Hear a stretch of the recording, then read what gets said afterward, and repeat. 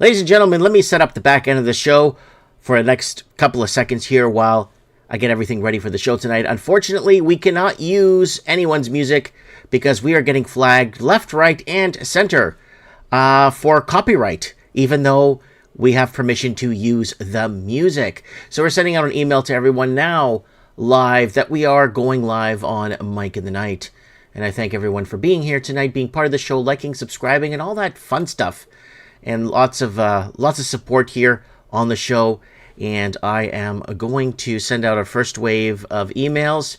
And guys, if you want to join our email list, there it is right there. Join our email list, and we'll let you know when we go live. And if you choose to not want to get an email, just go ahead and block us. That's not a problem. It's not a big deal. And I will appreciate that very much. Just letting people know we are live. And it'd be helpful if I could spell. But there it is. First wave out. And we're going to send our second wave out here for Mike in the Night. Episode 636, guys. And we're almost sending our second wave of emails out. So don't forget to join the email list. And I will be more than happy to send you an email when we do go live, ladies and gentlemen. And broadcasting from Merritt, British Columbia, it is Mike in the Night. We are having a very mild winter here, by the way, where I'm at. It's pretty good. So there you go. Second wave of emails out. And here we are, opening the chat. And here we are. Michael.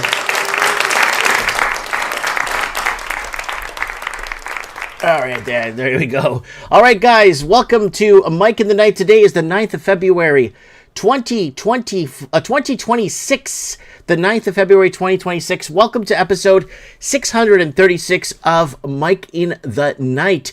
And we are sitting on season 34, episode 7. And I bid you all good morning, good evening, and good night, wherever you may be watching this transmission, whether you're watching us from your camper in the woods or cabin or camper in the woods, yeah, or relaxing on your lazy boy, or sitting in your condo in the sky. People of the night, welcome to Mike in the Night. It is 3 a.m. Well, according to the sign behind me, it's 2:45 a.m. and all is not well. A great way to spend your Monday evening with us here on Mike in the Night. So come on in from the cold. Close that door nice and tight so we don't let a draft in. Sit back, throw another fire on the log, and relax and just enjoy each other's company here tonight on Mike in the Night. All right, so we got the comments. The comments are rolling in nicely. And nice, thanks for being here, guys. Now, people are asking about intro songs. I'm getting flagged. They're shutting me down. On Facebook, I say, well, I have permission to use this. We're going to delete your channel. Okay, no music. No music.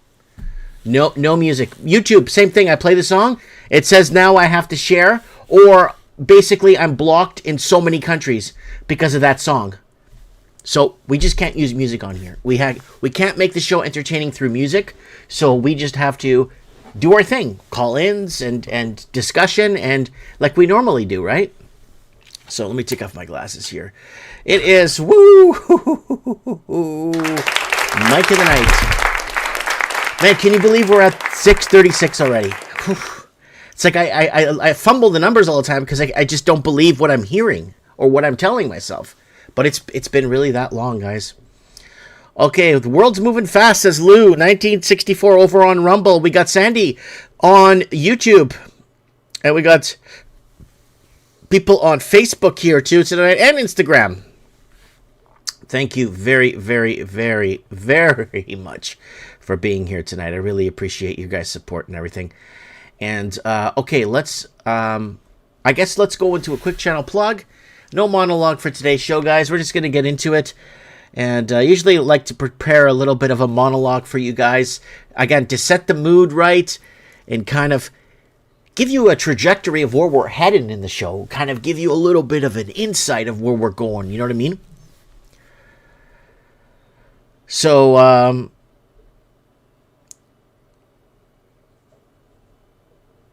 Yeah, I'm gonna start singing a song for the intro. But the thing is, the music in behind, I don't own the music, so I have to find my own music. I have to find my own everything, right? So it's just a problem. Like it's just a big problem, folks. And all right, let me find here quick channel plug. Oh, there it is. I can't even find my channel plug. Good. We're getting everyone rolling in nice here. All right, let's go into buy Mike a coffee. Guys, if you want to buy your boy a coffee, there should be a link in the description if you're watching this on replay.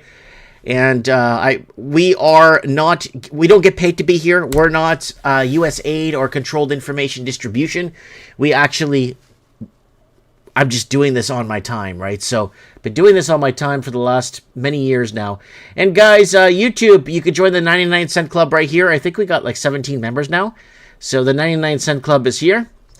And don't forget to check us out on Facebook. There's our Facebook there. And Facebook is exploding exponentially, guys. Like, it's exploding.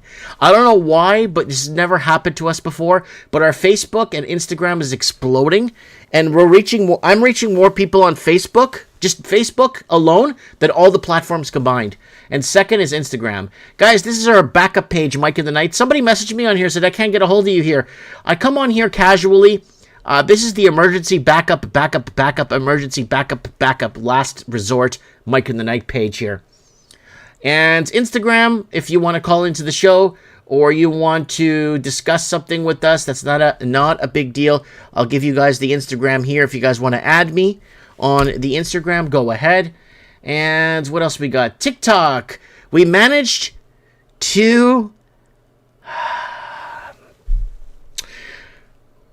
We managed to dodge another page termination. So we got terminated 3 times on, there's the 82,000 right here we reached. Within 3 months, TikTok is easy to grow.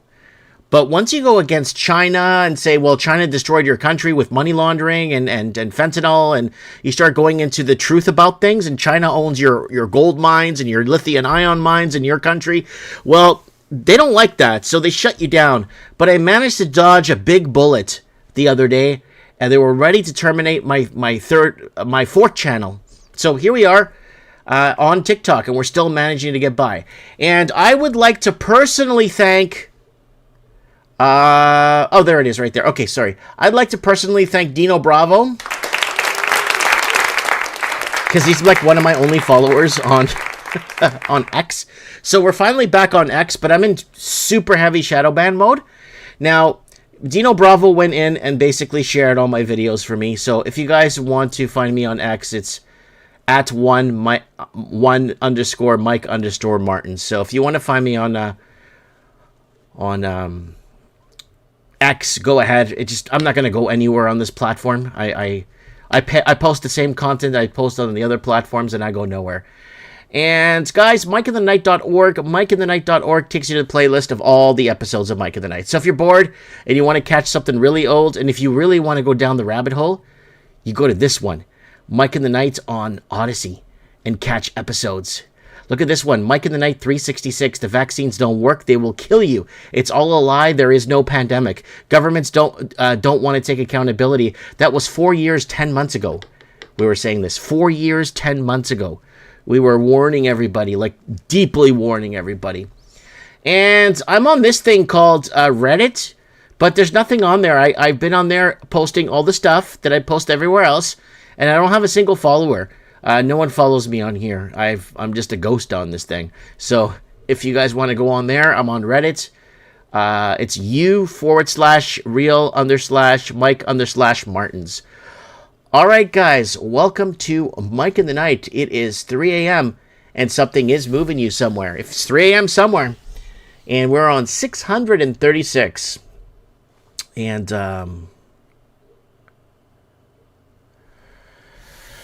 so, Low Roller Scratcher is telling me in the comments that people are dumping TikTok to Upscrolled. Never heard of Upscrolled. It's always a new thing, Dino Bravo just joined us, ladies and gentlemen, in the chat. And Dino, I was telling everybody that you were the only one that follows me on X and shares my stuff on X. But I don't think no one's on X anymore because it's a very echo chamber. And YouTube is falling apart big time too because YouTube sucks.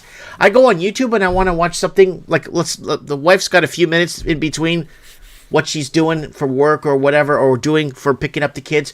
So, okay, let's turn on YouTube. It's all AI slop. It's all AI. You know, they use AI slop, faceless stuff, because if you actually see the person that's telling you this information, you'll look at that and say, yeah, I'm not listening to this guy. Just by visually judging him without saying a single word, you'll look at that and say, yeah, I'm not listening to this guy. You know how many times that happens to me? Where people look at me and I'm going to give advice on gold and silver or money laundering or pandemics. They look at me like this. What do they say? I'm not listening to this guy. This guy looks like a bum, right? So I get the same thing too. But when people have to hide their accent, hide their appearance, hide everything, but they have this information they need to give you, it's all bullshit. It's AI slop. That's what Supreme Canon calls it. AI slop. It's garbage. Again, if you see the people doing it, you'd be like, yeah, thanks, but no thanks, right? Okay, well, Rick Silver, 55 on YouTube, is saying there will be human verification soon. Right? Jesse James is saying, big fan of Mike Martins. Thank you, Jesse James, for being here. I wonder if he's part of the James brothers, who held up the stagecoach of Wells Fargo stagecoach. Ancestors. Last names. They all connect. We all connect. I keep telling you guys, you go back 10 generations, a majority of us on this thing, 10 generations back, we're third, fourth cousins. You go back 20 generations back, 20, we're second and third cousins, first and second cousins. You go back 40 generations, we're like aunts and uncles. You go back 50, 60 generations, we're brother and sister. We're all connected. You go further back, we connect more the further back we go, right? Oh, Stephen Todd, oh my God, is here from Japan. Stephen, he hasn't reported for Mike in the Night in a while, so I hope he's doing okay. And Steve, make sure you add me on Instagram, please. So if you want to call into the show. And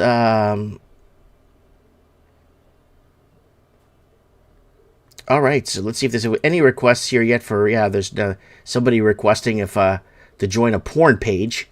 So I just delete those, and I just wait for your messages, guys, here on Mike in the Night. Okay, guys, let's go into a couple of headlines and warm things up tonight. Throw another fire on that log. Maybe crack open something. I got some, looks like it's some top shelf whiskey here. Someone bought me a bottle of top shelf whiskey like 10 years ago. So I'm opening it 12 years now, and I'm opening it for the first time.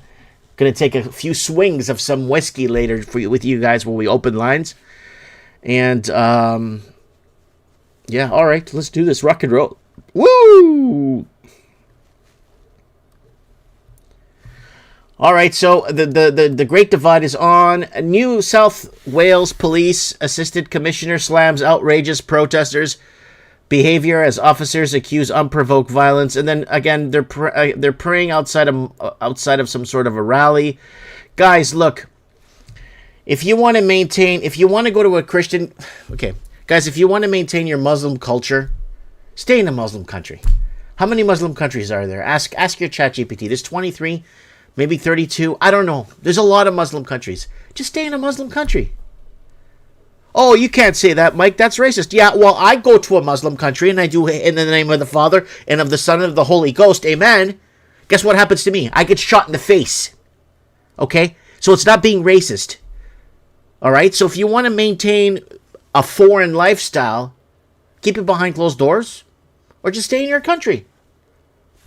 If this is the way it's done and this is the right way and the right thing to do, just keep it in your country. Right? Yep.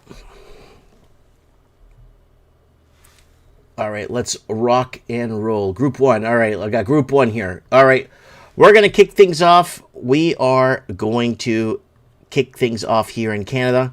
Let's go to article scan here on Mike of the Night.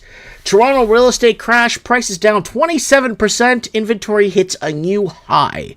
Yes, prices are down 27%. That's being very conservative. In some areas like Oakville, Ontario, Richmond Hill, Mississauga area, even Brampton, you're seeing prices down 43% from 2000, right? And Toronto real estate continues to defy all odds, but this time it's to the downside, folks. So here's the elephant trunk we've been talking about. There's the head, there's the eyes, and there's the trunk coming down. The trunk's going to come down because wages and incomes need to be tied to real estate prices, not Chinese money laundering. And since 2010, the money laundering kicked off and brought pricing to astronomical levels with bidding wars, and then they brought in 4 million Indians to try and fix the housing crisis in Canada. Eddie Bauer looks to sell Canadian stores amid financial struggles. Eddie Bauer is not a bad store. The problem is it's just too expensive to operate in Canada, period. And this is what a lot of problems Canadian retail outlets are facing, right? Whether mom and pops all the way up to the top to the corporate level, they just can't afford to operate in Canada. This is the one thing that a lot of people don't want to say or bring up, but it's just too expensive to operate in Canada. Everything's 60 to 70 times higher than if you were operating in the States. Literally 60 to 70 to 80% higher, right? So that's another one there.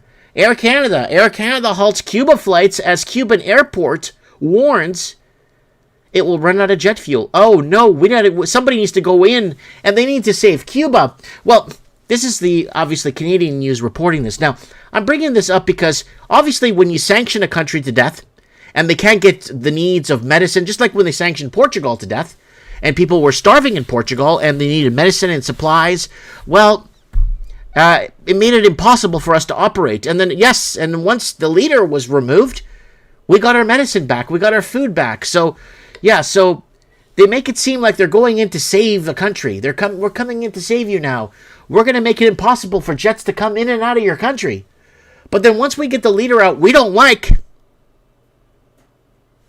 we're going to go ahead and give you back your life, right? You hold the people hostage. And Canada and France open consulates in Greenland as U.S. eyes the island. There it is. Canada and France open consulates in Greenland as U.S. eyes the island. So I think there's 9 or 11 Canadians living in Greenland and 4 or 5 people from France living in Greenland last I checked.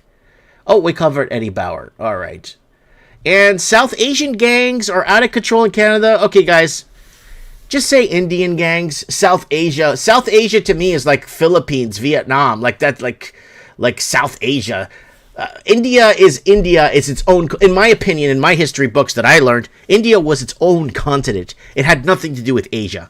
So South Asian, no, it's Indian gangs. South Asian communities across Canada are being terrorized by gangs, and city officials in Surrey, BC are calling it the federal government to declare a national state of emergency. No, this is Indians. And here it is. BC Premier asks Prime Minister to declare India's Bisonio gang a terrorist group. Yes, all right. Just days after public safety forum took place in Surrey, BC to address crimes targeting South Asian business owners, Premier David Eby said he wants a gang based in India declared as a terrorist organization in Canada. So there it is right there. And just look it up, Surrey, BC. And for the first time in Canada, Surrey declares a state of emergency over Punjabi gang extortion crisis. Yes. So the main question we need to ask ourselves is, why are these people even allowed to be in the country? They don't assimilate. They don't become part of the country. They rip people off all the time. They openly hate the culture. They're claiming they colonized Canada and built it. No, because if it wasn't for the European expansion to come in first and build everything, let's say these people from India came first to Canada and found it, And good luck with the indigenous rights there, and good luck with having a functioning highway or anything that functions properly, a functioning elevator in the country, right? So we need to ask ourselves, just like the Somali fraud in the United States, why are these people allowed to exist? What are they doing here? Why are they here? Right? And you're probably looking at me saying, Mike, you're such a racist. Why are you saying that for? I was asked that. My dad was asked that. Every time my family went out in Toronto, they would ask us, where are you from? Portugal. Why are you in Canada? My dad's like, well, I'm working on the Skydome project. I'm working on the Air Canada Center. I'm working on a bank. So you could get a job in a bank. Oh, wait, are you going back to Portugal? What do you guys... So we were always harassed for being Portuguese in Toronto. Why are you Portuguese? Why are they here in Canada? They're the deportations of 2006, 7, and 8, where they deported scores of Portuguese families that came on a path to citizenship in 2000. So I have the right to ask, what are these people doing here? If me and my family and the Portuguese were Canada's problem in 2006, 7, and 8, what are these people doing here? That's the question we need to ask ourselves. This is what we need. Why are they even allowed to exist here? Just like the Somalian fraud. What are these Somalian people doing in the United States? What are they there for? All right. We got the comments here. So someone say Surrey is next to Tijuana. I lived in Slurry. It's the worst city in the whole LM.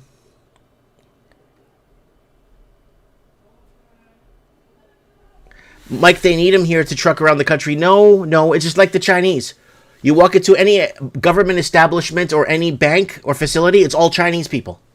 You walk outside of the bank, it's all homeless Canadian people. I'm sick and tired of seeing this shit across the country. Small town villages, two stoplight towns, medium-sized intercities, big cities, metropolises. I'm sick and tired of going to cities in Canada and villages in Canada and seeing homeless Canadian people everywhere. It makes me sick. And you go inside the government facilities or the facilities, it's all China. What are these? Why are these people here? So,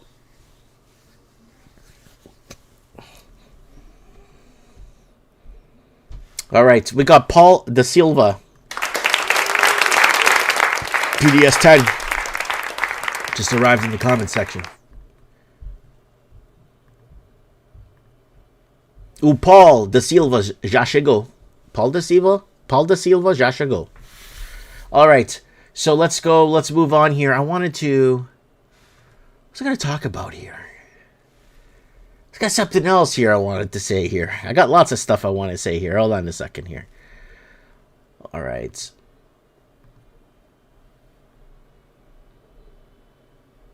So, we've been on this for a while now. We've been heavy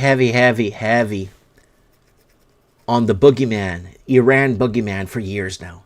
So they've been using Iran nuclear enrichment bullshit. Iran suggests it could dilute highly enriched uranium for sanctions relief.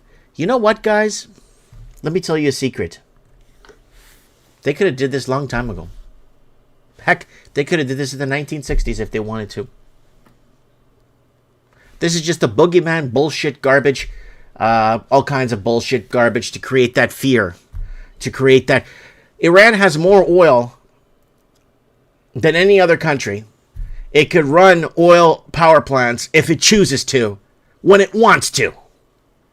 Oil fueled, and there's ways to convert crude, that heavy crude, into coal burning like substances to get coal plants. They have this is all bullshit. This whole uranium, enrichment, how long till they get a nuclear bomb? Fangulo. Bullshit. Pukarai. Then they go on to say Iran could dilute 60% enriched uranium if all sanctions lifted, says nuclear chief.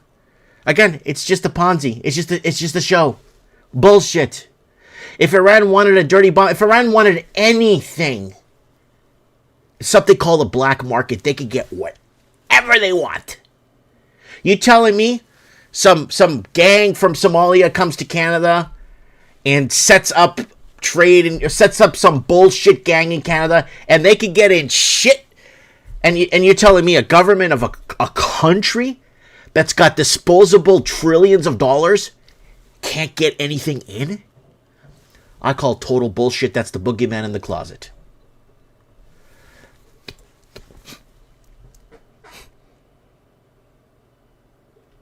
All right. Yeah, someone just said here,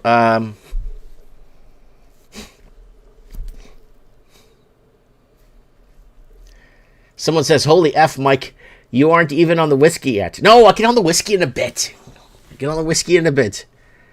It's the new Robin Hood Wayman steal from the proper gift to the free-loading immigrants. Low roller, do you know anyone who has a booster boxes for sale? Iran is fake news hiding the Chinese CCP civil war in the Asian markets, and all the appointed generals are going to jail.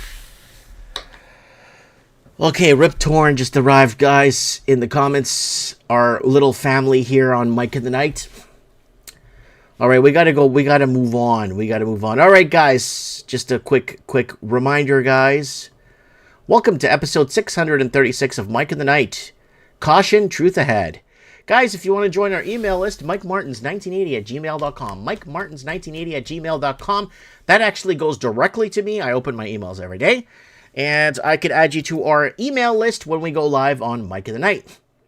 And guys, don't forget, viewer discretion is advised. 21 and older. This show is for entertainment purposes only. Fact check and do your own research. Section 18 U.S. Code S2257 for Mike in the Night. Do your own research, folks. All right. Let's move on. And we got another win.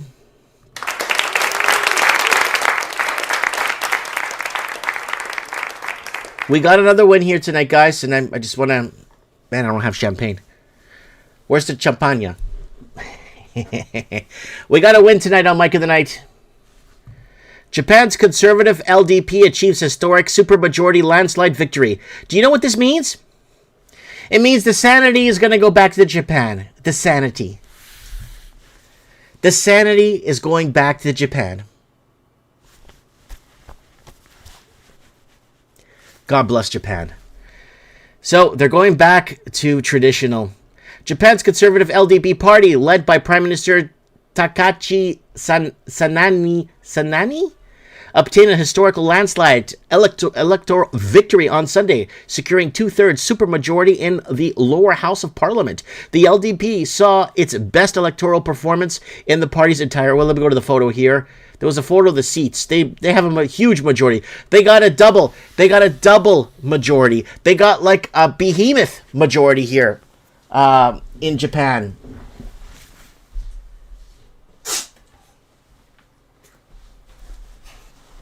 A triple majority.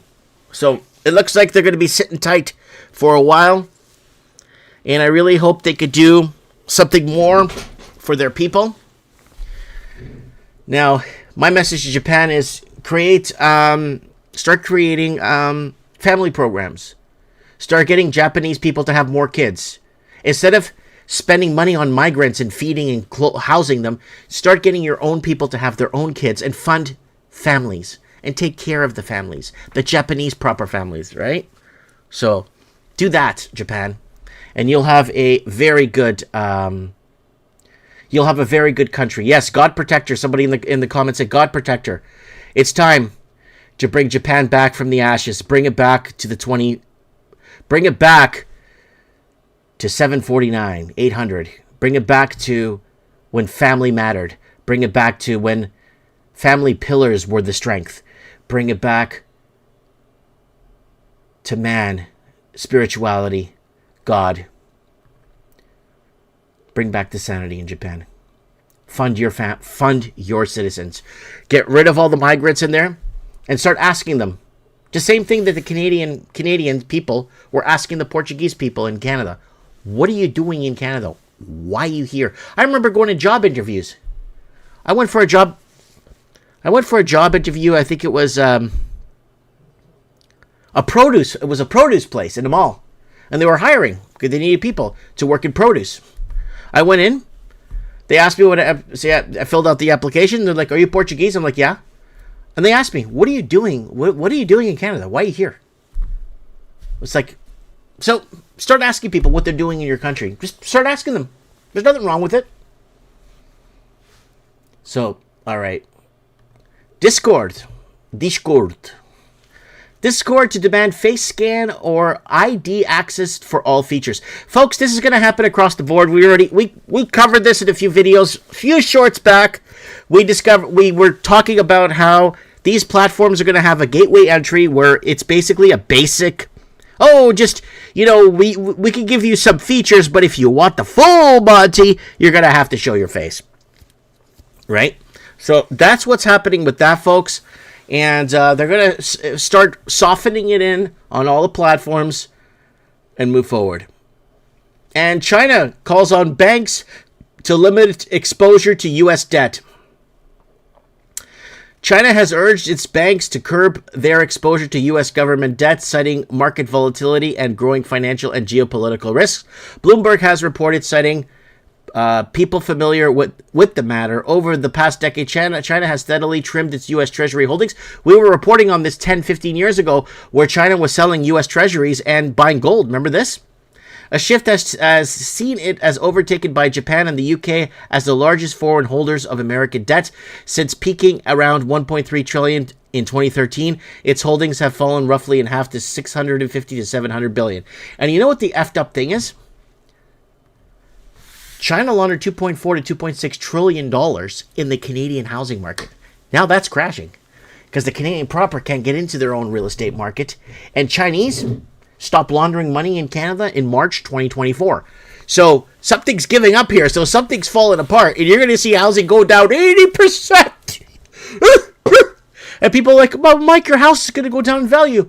Who gives a shit? I didn't buy my house to make money. I bought my house to raise my family. I wanted to live the Canadian, American, Euro dream in here. That's what I bought a house for. I didn't buy a house to make money. Yeah, that's what happened. We shifted. It used to be buy a house to raise a family, buy a house to lay roots. Now it's I'm going to buy a house so I can make money. Mafangolo!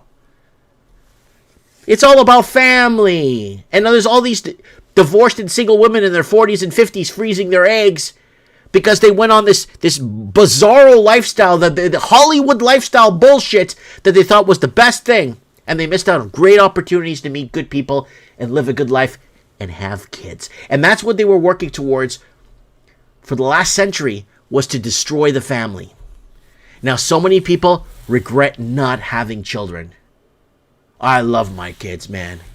It's the best thing that ever happened to me. So, all right. Ukraine to launch arms exports. Zelensky. Moscow has long accused Kiev of selling Western weaponry on the black market and arming terrorists in Africa. That's exactly, and we reported this in 2022 or 2023. Ukraine's Vladimir Zelensky has announced plans to open nearly a dozen weapons to export centers across Europe this year. Kiev remains heavily dependent on Western financial military aid, which has totaled hundreds of billions of dollars since the escalation of the Ukraine conflict in 2022. Zelensky had previously stated that the Ukraine would export surplus military equipment, including naval drones and anti-tank weapons. So everything you're sending to the Ukraine is getting sent back to terrorist organizations in Africa. And we covered this in a short today. It finally happened. Digital Currency Act is now law in the U.S. and changes everything. So they're finishing off the framework. Here, I'm not going to talk. I'm just going to play the video. I am just going to open the video for you guys. Here it is. Here. It's 2 minutes long. Here it is, folks. Digital Currency Act is now law in the United States.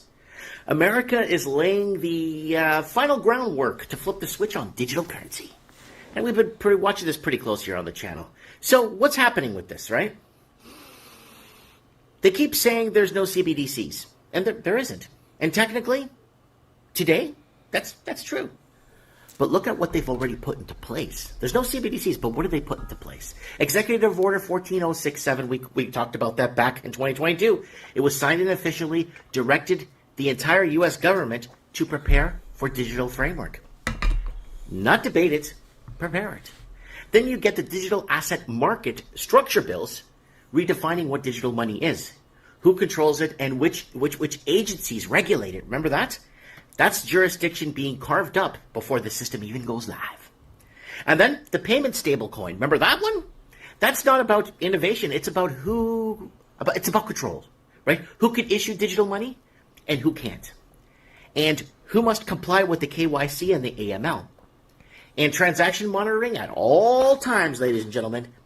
And the Digital Asset Anti-Money Laundering Act, right, to protect you, which treats digital wallets like financial institutions, from reporting, surveillance, what was the other one? Compliance. It's all baked into the cake, folks. Now combine that with FedNow, that's already live. And we covered FedNow. Well, you want them? Well, you got to scan. Yeah, you need your fingerprint. Instant settlement, 24/7 clearing, no delay, no friction. That's the rail system. So let's be honest. This isn't a theory. It's a step-by-step construction project. You don't need to ban cash. What will happen is you just need to make the digital system faster, mandatory for benefits, taxes, payroll, emergencies, and suddenly cash is optional. Then inconvenient, and then suspicious.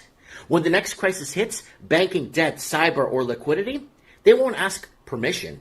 They'll say, oh, the framework is already in existence. This is temporary. This is for stability. Framework first, legislation second, crisis trigger last. The switch isn't flipped yet, but it's wired, tested, and it's waiting. And let's not forget Canada. On February 25th, 2020, we made a video called Building a Digital Prison as Bank of Canada lays groundwork for digital currency control spending. Mike Martin's here. I have spoken. Here it is, folks. Wow, that was nice. That was a nice short. I love doing shorts. They're brief. They're to the point. I get to the point. I tell you what's on the mind and what's on my mind, and so I finally thought we got past this, but I don't know if you guys remember. Hold on, 1 sec. I want to thank Tio, and I want to thank James for their coffees, guys. Thanks for the coffees here.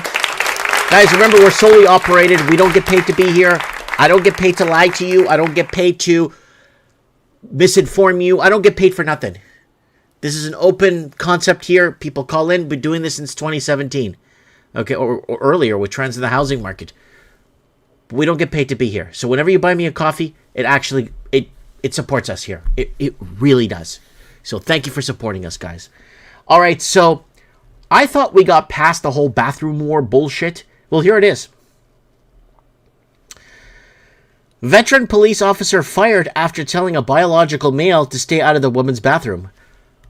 Okay, I'm not going to get into this tonight. I'm not going to get all ranty tonight and freaking out, right? I'm not going to do a freak out tonight. Or go full kook, like you guys say. I thought we were past the bathroom wars with the whole Target shit back in 2022, 2023.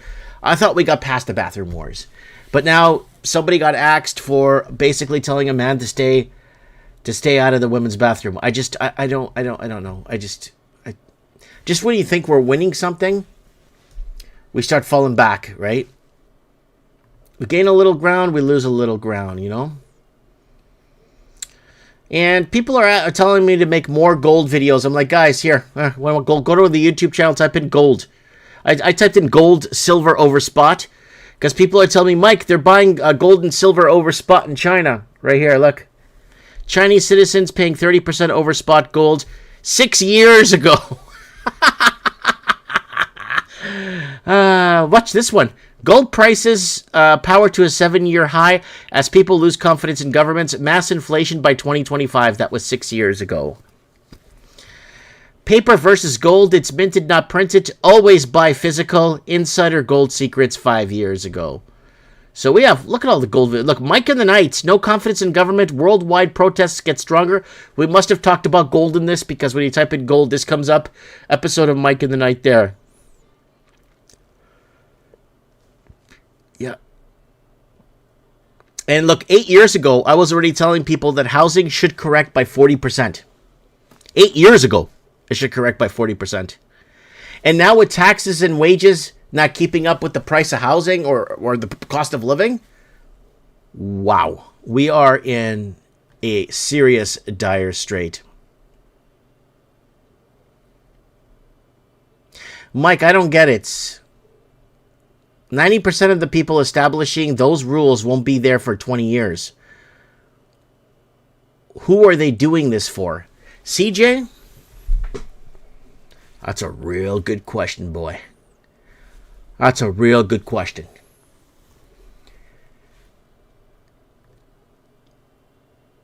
It's to fulfill the book. Why are they doing this? They got to fulfill the book.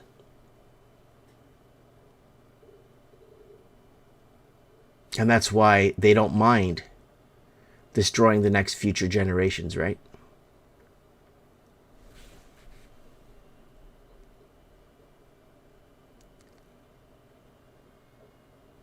Mike is 43-year-old. Mike is 43-year-old. Is 43 too old to have kids? Not if you're a man. Man can father children into their 50s and 60s. Dino Bravo saying, calma, Mike. I'm calm, dude. Relax. That's why the West is falling. 1 step, 3 steps back. Yeah.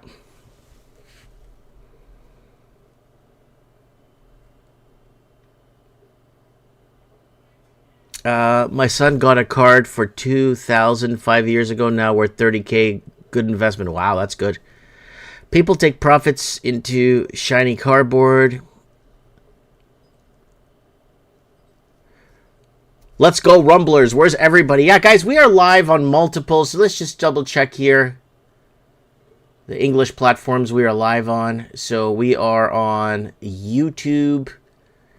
Facebook is running nicely here.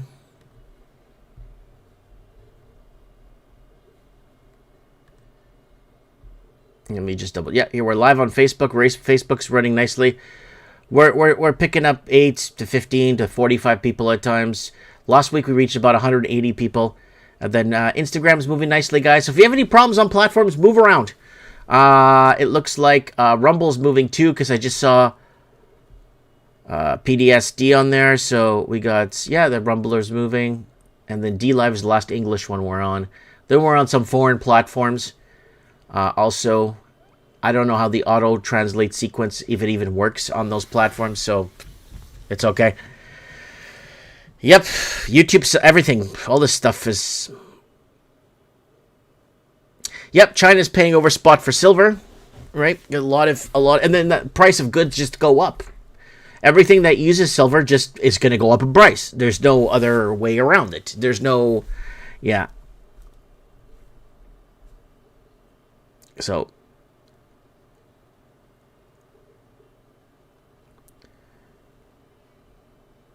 yeah, the West is in total collapse, man. Bring them over, right? Back in, what was that? The 2012, no, the 2013 video that I made that got bizarrely taken down in 2020 or 2021. So 2013, we made a video called "You Bring in the Third World, You Become the Third World," and we're talking about how. A lot of Europe, we were focused more on European countries opening borders and bringing in migrants in boatloads. And this is like 2013. And then look what's happened. It's happened all over the world. And then it goes back to that Mike in the Night from 2018, December, the day Canada died. Canada died December 2018 when Justin Trudeau signed the UN Migration Pact. That's a good Mike in the Night to watch from 2018. The UN Migration Pact was signed to allow open borders for Canada, and the UN Migration Pact, we went over the bill. Basically, the UN is looking at the numbers that Canada brings in, and if Canada doesn't bring enough migrants in, it'll start sanctioning and shutting Canada down and making it hard for us to live here. I swear to you, I don't get paid to be here. I'm telling you what the deal is.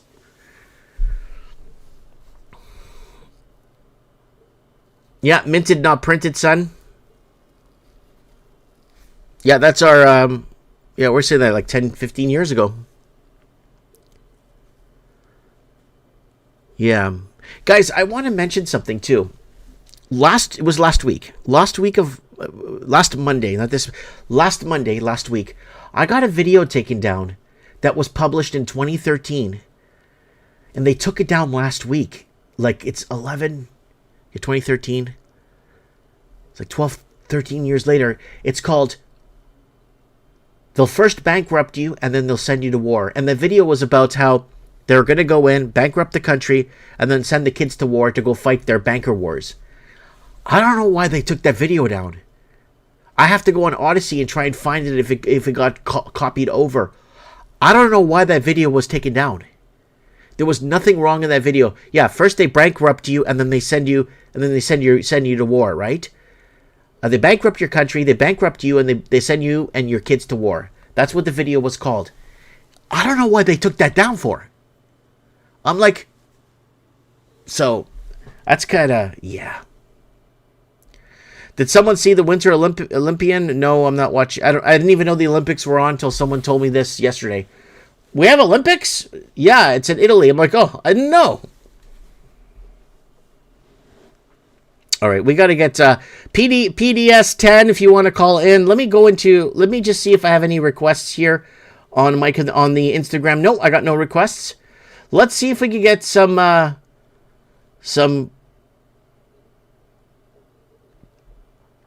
see if we can get some people to call in. Let's see who we can get to call in tonight on Mike in the Night. I appreciate your support here to help me carry the show. And, yeah, I send people links to the show, like on Instagram or Facebook. Like, hey, guys, I'm live. You keep sending me so much stuff. They send me back a short. They send me back a short of somebody else talking about something. And then I'm like, yeah, we talked about that 8 years ago. Why you said it? What are you doing? It's like, holy crap. I keep sending people links to the show. We're live, and everyone's replying to me with another short from some guy in Edmonton has something to tell you. You don't already know. You know what I mean? It's like, oh my God. Yeah. PDS.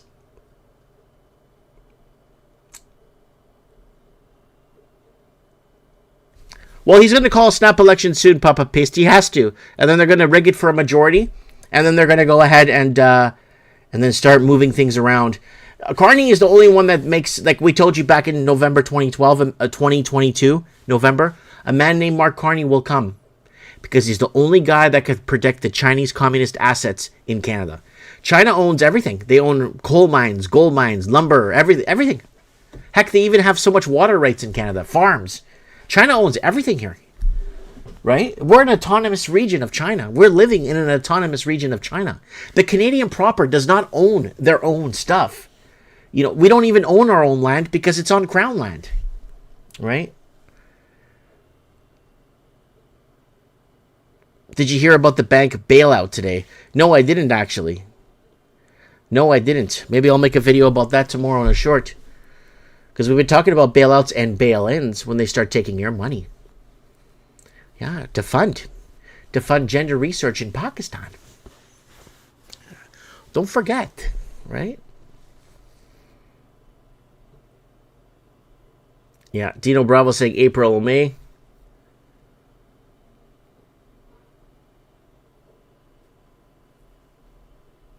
Yeah, China is a fraud. Its own money. They bought it from us with. 100%.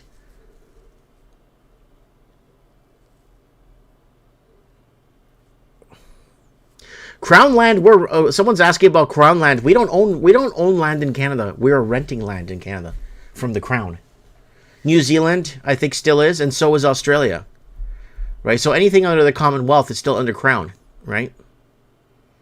So. We don't even own anything in Canada. Like I said in that video today. Was it yesterday? We don't even own our own voice. Deuteronomy.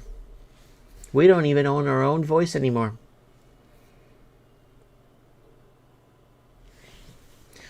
All right, let's try and see if we can get someone to call into the show. Is anyone just send me a friendly message?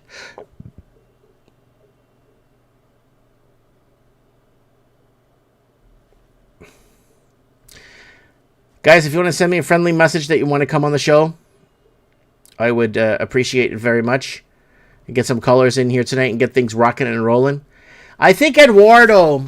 No. Eduardo's going to Mexico tomorrow. Tuesday. Terça-feira. Lunes, martes. Tuesday. I think Eduardo's going to be going to Mexico on Tuesday. Somebody asked me about that Little Bunny or Bunny Man halftime show song. And I didn't watch the Super Bowl. I don't really watch American football. So somebody asked me to watch the halftime show, and they send me a link to some Bunny Man or Super Bugs Bunny or something, and say, listen to his song, Mike. Tell me what you think, because I know you speak Spanish. Okay, listen to the song. It's so provocative and dirty and immoral, and wow. I was like, wow, that's the Super Bowl halftime song? And then I'm looking at the people in the stadium. They're all standing around like, what? What is he saying? What did they...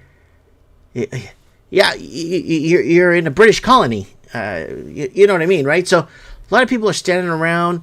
If it was at a soccer match, yeah, I could see that. But an American football match, no. And the song was provocative, dirty, and disgusting. Go ahead and translate that song into English, and you see what the guy's saying. The Bunny Man or Super Bunny Man, right? So, yeah. So that's just my take on that. Someone asked me to give my take on that, and that's it right there. It might just be called Mickey Mouse. Was it Rabbit Man or Bunny Man? I don't know what his name was. I don't even know who he is. Never heard of him in my whole life. And I think nobody in that stadium even heard of him in their whole lives. Maybe at a Mexico versus USA soccer match? Yeah, sure, why not?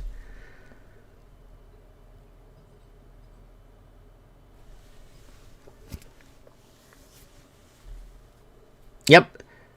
So it's because of the deal Cardi did with China. We covered this already, guys. Cardi prints more money to buy back the bad debt from the banks, and with new low interest debt, just lowered the rates, then did a bailout. It's that circle of destruction we've been talking about, right?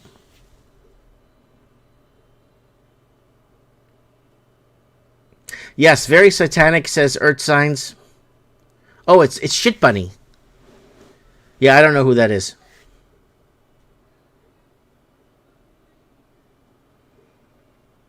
The sea lion that I didn't... Well, I understood everything he was saying. I listened to a lot of reggaeton music, right? Lots of reggaeton music when I'm on my own time and stuff. I lived in Miami for 5 years. In Miami, the environment I was in was reggaeton music everywhere. You walk into Walmart's reggaeton. You walk into the gas station's reggaeton. So it's reggaeton everywhere, right? Don Omar, Daddy Yankee, right? So Chivo, that guy, the other guys there. So Nicky Jam, I remember Nicky Jam. I went to a Nicky Jam concert. So, all right, let's see if we get anybody here. Message me. Go on, guys. Let's do this. It's Mike in the Night, episode 636. If you want to call into the show.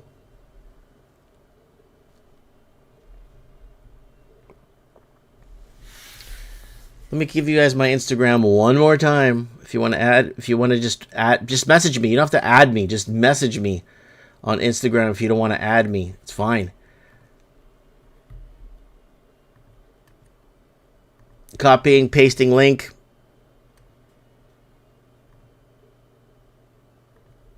All right, that should be it right there. There it is.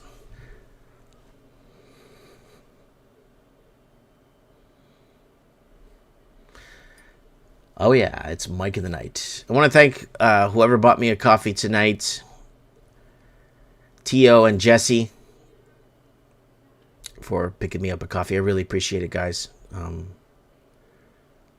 Oh, and James. James bought me a coffee too. Thank you, James. So James, Tio, and Jesse for picking me up a coffee tonight on Mike in the Night.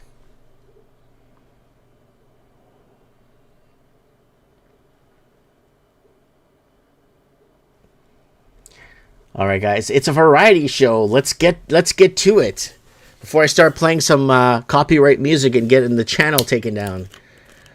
Or if you wanted me to start singing, I could start doing that too if you'd like on Mike in the Night.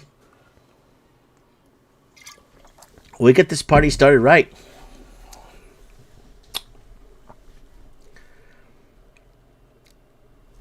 Okay.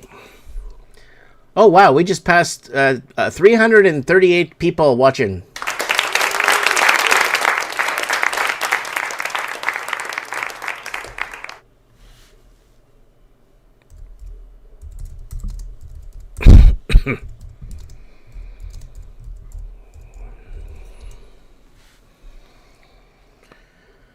Ooh.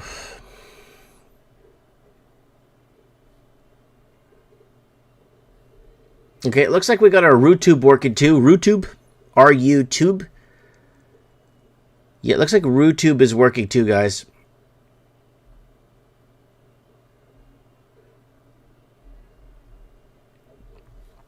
So, we're kind of on different platforms here. Wouldn't be surprised if Trump pulls a Venezuela on Canada. Again, we've been telling you guys, again, over and over, America, wake up. Canada's your biggest threat, not Iraq. That was a video I made in 2012. Wake up, America. These entities are coming, using Canada as a stepping stone, bringing in fentanyl, drug money, laundered money, destroying our country.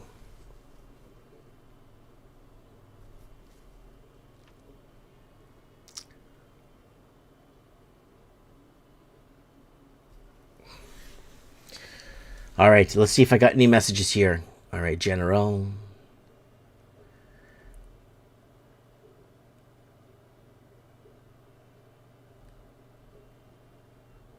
All right, PDS 10 sent me something. 100,000 construction jobs are about to vanish.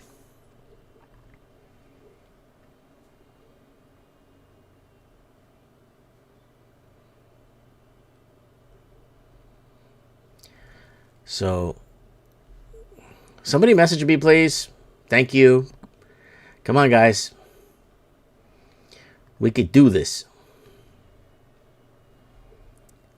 Tell me that you're free to come on, and I'll get you on. Adrenochrome Labs, located at in BC. Oh, of course. Canada's behind the whole lab thing. I don't know if you guys remember when the Raven was in Winnipeg, and he was at the biolab in 2019 at the biolab, where there was a Chinese national that got arrested there by I think it was the RCMP, and that was sending coronavirus shit information back to China. If you guys remember. And the Raven was outside the building. I still remember they asked him to move along. He wasn't allowed to stand outside the building and film in Winnipeg. Canada's involved in so much shit with China, man, that if America came here and did an audit, man, our housing would go down. The average one-bedroom apartment anywhere in Canada will start at 30 grand to 60,000. Two bedrooms, 60 to 70, 80, 90,000. Mark my words. Detached homes would be starting at 180, 150. Oh, yeah. Oh, yeah.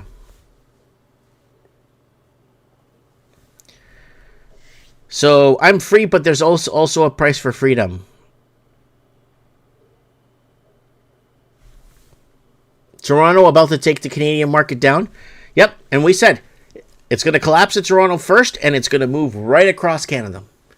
The video's up from 2018. If you want to watch it, I could play for you guys. No one's calling in. I'll play the video from 2018 to say it's going to crater. It's going to start in Toronto, move its way out through the GTA, and it's going to make its way west. Right to Vancouver.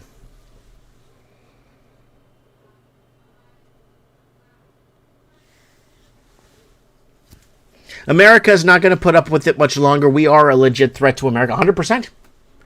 And people, for so many years, called me all kinds of shit when I kept telling people, warning people about that. When I kept saying, America, wake up. Iraq's not your threat. Canada is.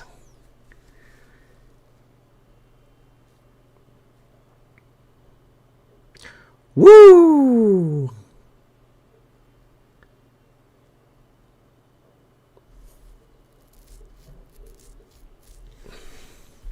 Mike, I think the prominence of evil is waking all the good warriors up.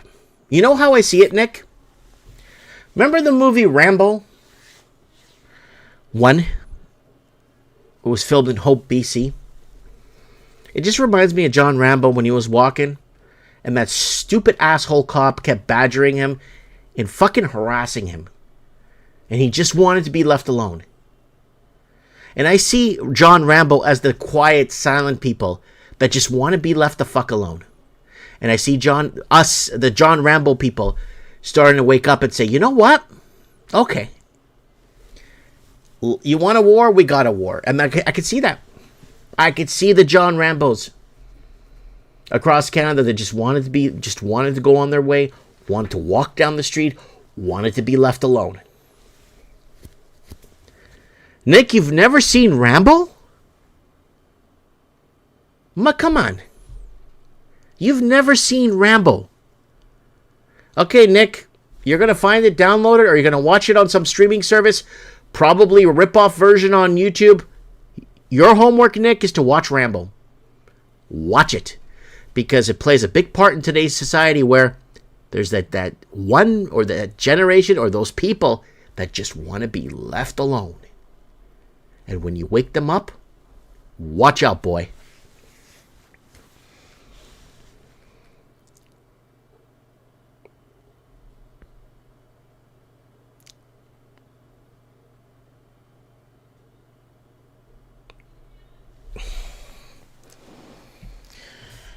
So,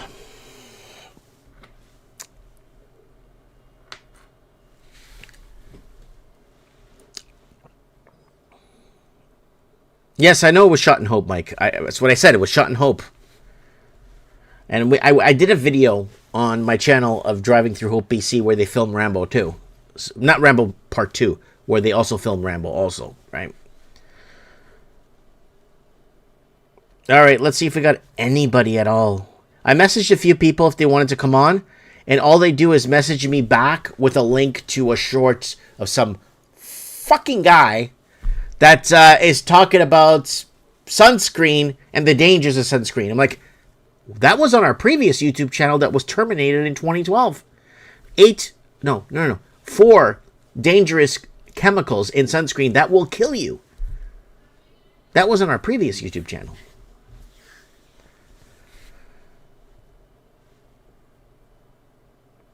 Yeah.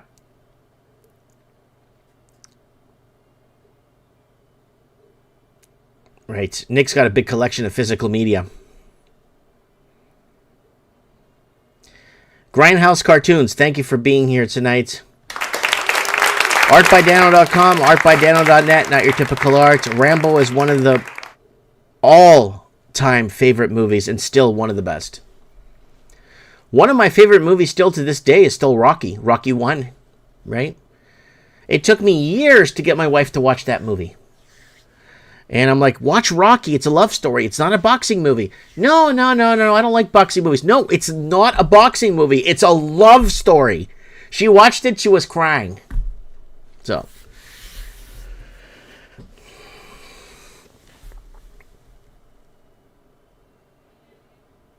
So books. Yeah, books for sure. I got lots of physical books, folks. So our Mike in the Night models here for Mike in the Night. Enjoying some sake there. What are you guys drinking tonight for Mike in the Night? Damn, it's 9 o'clock and I can't find a caller. It's 9 o'clock and I can't find a caller, folks.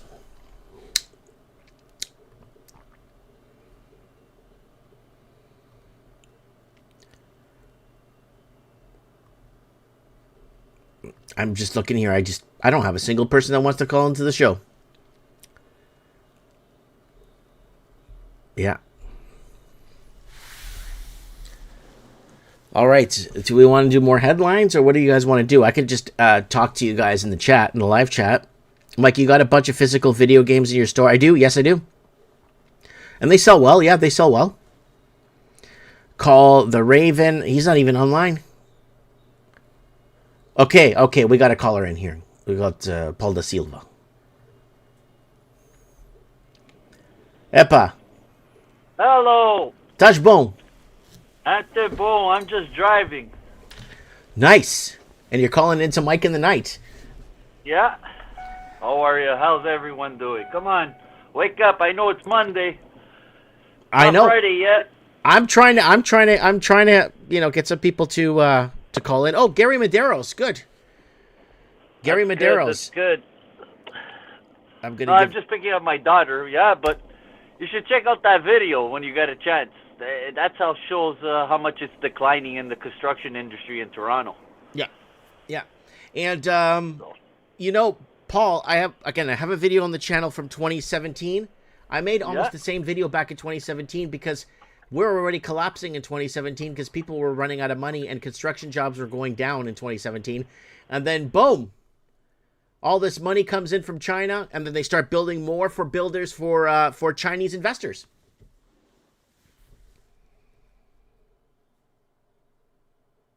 Are you still there? Paul, did we lose you? Gary, just add me on Instagram there. Just add me on Instagram. Just message me on Instagram. I just gave it a link there. Oh, we lost Paul. We lost Paul.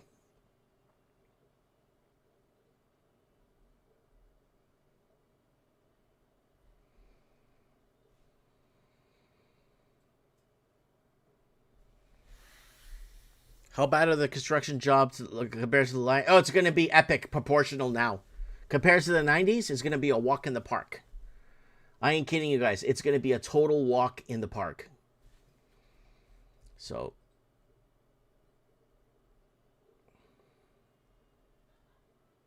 All right, he's calling back. Guys, we're getting him back. We're getting him back. Yo. Yeah, I must have lost connection somehow. I don't know how.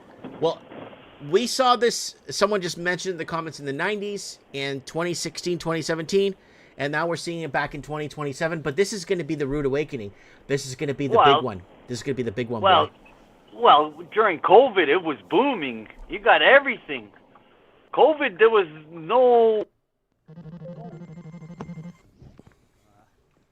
short for money. Hello? I lost it again.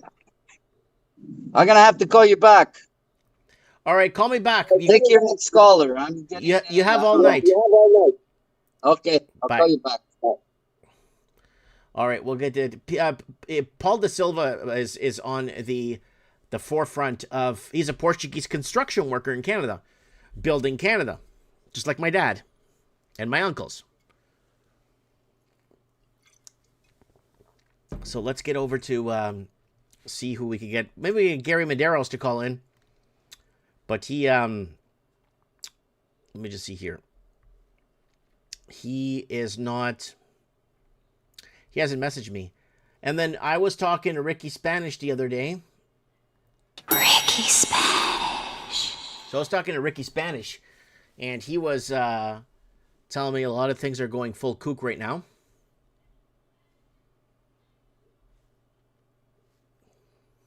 Ricky Spanish. Okay, I use Teams. No one's using Teams anymore. No more Teams.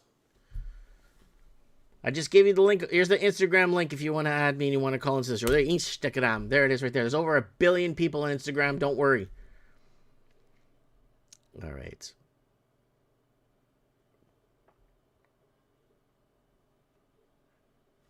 All right, let's see if we can get to callers. Come on, guys. Help me out here. Paul would call in. He's calling in while he's driving. I don't advise you to call in while you're driving. But could someone message me and tell me they want to come on, please? I got, what is it, 157,000 followers on this thing? And we could set the mood here tonight on Mike in the Night.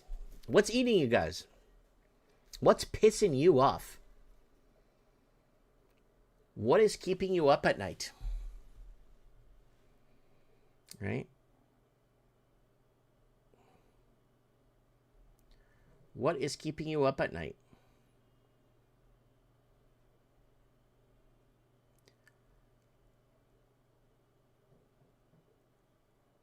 I'd like to know here on Mike of the Night. I'd like to know what's happening in your neck of the woods. Okay, well, somebody just messaged me. They could call in. Here we go. Boom. Boom. Just like that. Boom.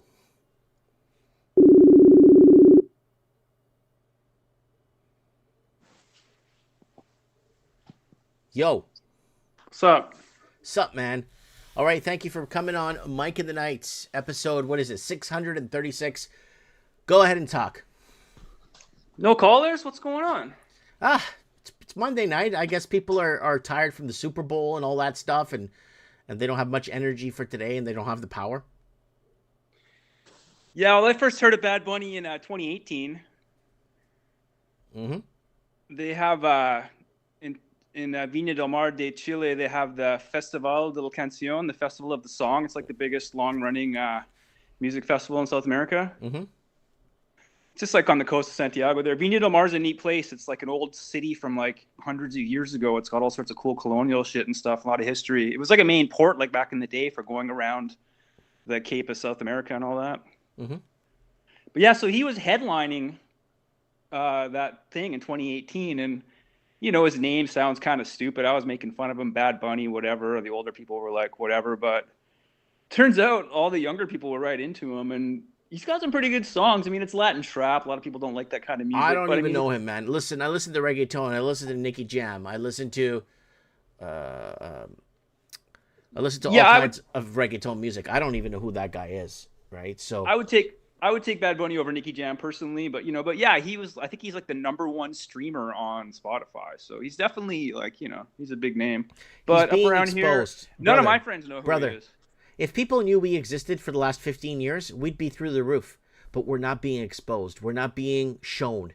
Nobody knows we exist. There's people finding Mike in the Night now, and they're like, how the hell is this guy doing 600 episodes? I never heard of this fucking guy. We're just not being shown. If you're being shown and you're being exposed or you're being upfront, anyone could make it to the top, right? If they're allowed to. Well, I don't know if he made a deal with the devil, but he's up there. Yep. And there's always people making deals with the devil. Yeah, so news this week. I almost lost my job a few weeks ago, and then I managed to save it, and then it looks like I lost it again. But come on, seriously?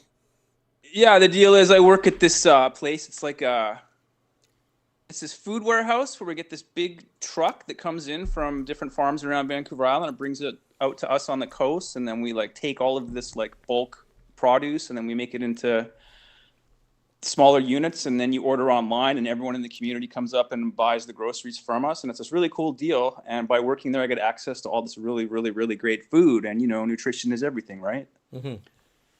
So I've been working there 4 years part-time, and about a year ago, I worked with this guy, Nick, who was a younger guy who was from Ottawa. And when he started working, this was right during all the convoy stuff. So I was like, ooh, this guy's from Ottawa. I want to fucking confront him about this shit because I know his family are all haters. But he's kind of a cool kid, so I made friends with him. It was kind of like making friends with the other side to make it sound silly. I'll give you an example of what this guy's like. He voted for the NDP because he was concerned about abortion. Get out of town. Are you serious? Yeah, I'm like, seriously, Nick? Give me a fucking break.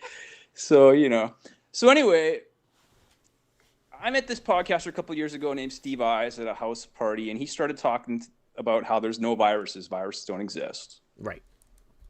And I'm sure you've heard about that. I've done a lot of Dom Merlo came on the show in 2019 and broke down the whole virus thing and how they can't contain it. They can't. They just don't exist. Period. He went into a scientific rant with the whole flow chart of this. So. I think the better way to look at it is don't think that viruses don't exist. Think that the science of virology isn't as exact as they think it is. As one guy says, they say they have high fidelity science, but they don't. If that makes any sense. So anyway, I'm talking to him about this because he's a paramedic, and he's like, oh, no, I was just looking at a virus under a microscope yesterday in the lab. Turns out he was looking at a blood parasite, malaria. But anyway, we go on to this long, heated talk, right? And all our other coworkers were kind of getting stressed out by it because people don't like it when you talk about COVID. And, you know, they all went along with the shit. So when two guys are talking about it, they feel uncomfortable. So we had this uncomfortable thing, and a couple of my coworkers got kind of stressed out. Whatever. Mike, at the end of the night, we're leaving, and I say to my one coworker outside the front door, this joke that I heard. It's a joke about pronouns. The joke is, what would be something that you could say to somebody if they told you their pronouns were she and them? I just tell people what I've been saying. I identify as a conspiracy theorist, and my pronouns are told you so. Good one. Well, this joke goes, if their pronouns were she, them, I would say, well, let me she them titties. Woo-hoo-hoo! Yeah! And everybody laughs. So anyway, I told that joke to my coworker on the way out and whatever, and then I went home. Next day, I come in, and my boss, who's a guy who's younger than me, actually kind of reminds you of you a little bit, the way he looks. Really? He's Portuguese? Oh, he's Italian. Close enough. Yeah, go ahead. Close enough. And I come in, he's like, hey, Lev, can I talk to you? I'm like, yeah. He's like, and I get pulled upstairs into an HR meeting. Now, I've never been in an HR meeting in my entire life. I was self-employed for most of my working life. And before that, I had all cool employers. And I'm in there in the HR meeting with the lady who's got the blue hair, cancer survivor, you know, super woke chick. And she goes, well, we heard that there was a transphobic joke. Get out of here. Are you serious? Yeah. They called you upstairs to an HR because of a transphobic joke. Now, what I think is this lady was frothing at a chance to get out there and flex her muscles at this sort of situation. Like, here it goes. Someone has, and now I can go up there and talk to them. And so I came in there and I said to her right off, I said, Emily, can I just ask you something straight up? Like, are we woke? And she said, yes. And I said, wow, well, like, thanks for saying it. Like, thanks for just admitting it, right? Because some people pretend like they don't know what the word woke means. She said, yes, we are. And I was like, okay. And she said, and they started talking about the BC Human Rights Tribunal. Do you know anything about this? Yes, I know of it. It's just a piece of paper with a bunch of words, just like the Canadian Charter of Rights and Freedoms. It's just a bunch of words on a paper. It doesn't mean anything. Kind of true. So I was looking a bit into it. So, like, whenever I look at BC, I always wonder what's going on next door in Alberta and Washington State. So in Washington State, they've had some sort of human rights body down there for a really long time, since the 50s or 60s, I think, from what little I looked into it. In Alberta, they've also had some human rights body, I don't know, and it's been in Alberta for like quite a while. But I think that BC got their first one in 1996, or was it 2003? And I thought to myself, well, that's funny. Like, why did it take so long for BC to get one? And I thought, because BC's fucking cool and everyone's groovy, we all get along, we didn't need one. I don't know. But anyway, in 1996 it came in, and then I think somewhere along the line, the Gordon Campbell's government like defunded it. Mm-hmm. Yeah, it's a waste of taxpayer dollars, yeah. Yeah, right now it's $7 million a year that I just read. $7 or $8 million a year, 30 employees. If you average that out, that's $250,000 per person. That's 2.5 houses in Vancouver. Go on. Yeah. Or so that's 30 houses in Florida. Continue. So in 2018 or 19, they brought it back, and so now it's quasi-legal. It's a quasi-legal tribunal. I guess what that means is that whatever they decide, they have to actually go to the Supreme Court for their decision to actually mean anything. So it's not really legal. And so I think to myself, quasi-legal kind of sounds like a mandate. Like they can throw you in jail and beat the shit out of you for a mandate. Again, it's like the Canadian. It's like I told you at the beginning. It's like the Canadian Charter of Rights and Freedoms. We don't have any freedoms. It's just a bunch of words that are transparently could be bent into any way possible. Continue. And so basically, just to remember, like in other things that happened in BC in 2019. In 2019, they brought in DRIPA and UNDRIP. UNDRIP, yep. And DRIPA. I don't know if those are the same. In 2019, they also took Animal Farm out of schools in BC, and I think 1984 as well. Those are we read Animal. I read Animal Farm in high school. That was an incredibly well-written piece of work. That was an incredible. In 1984, we watched the movie in school. We watched the movie in 1984 in school. In Canadian schools, it was part of the thing, and the whole message that I took away from Animal Farm is all animals are equal, but some are more equal than others. Mm-hmm. Right? And that's the message. It's like, how can someone be more either equal or you're not, right?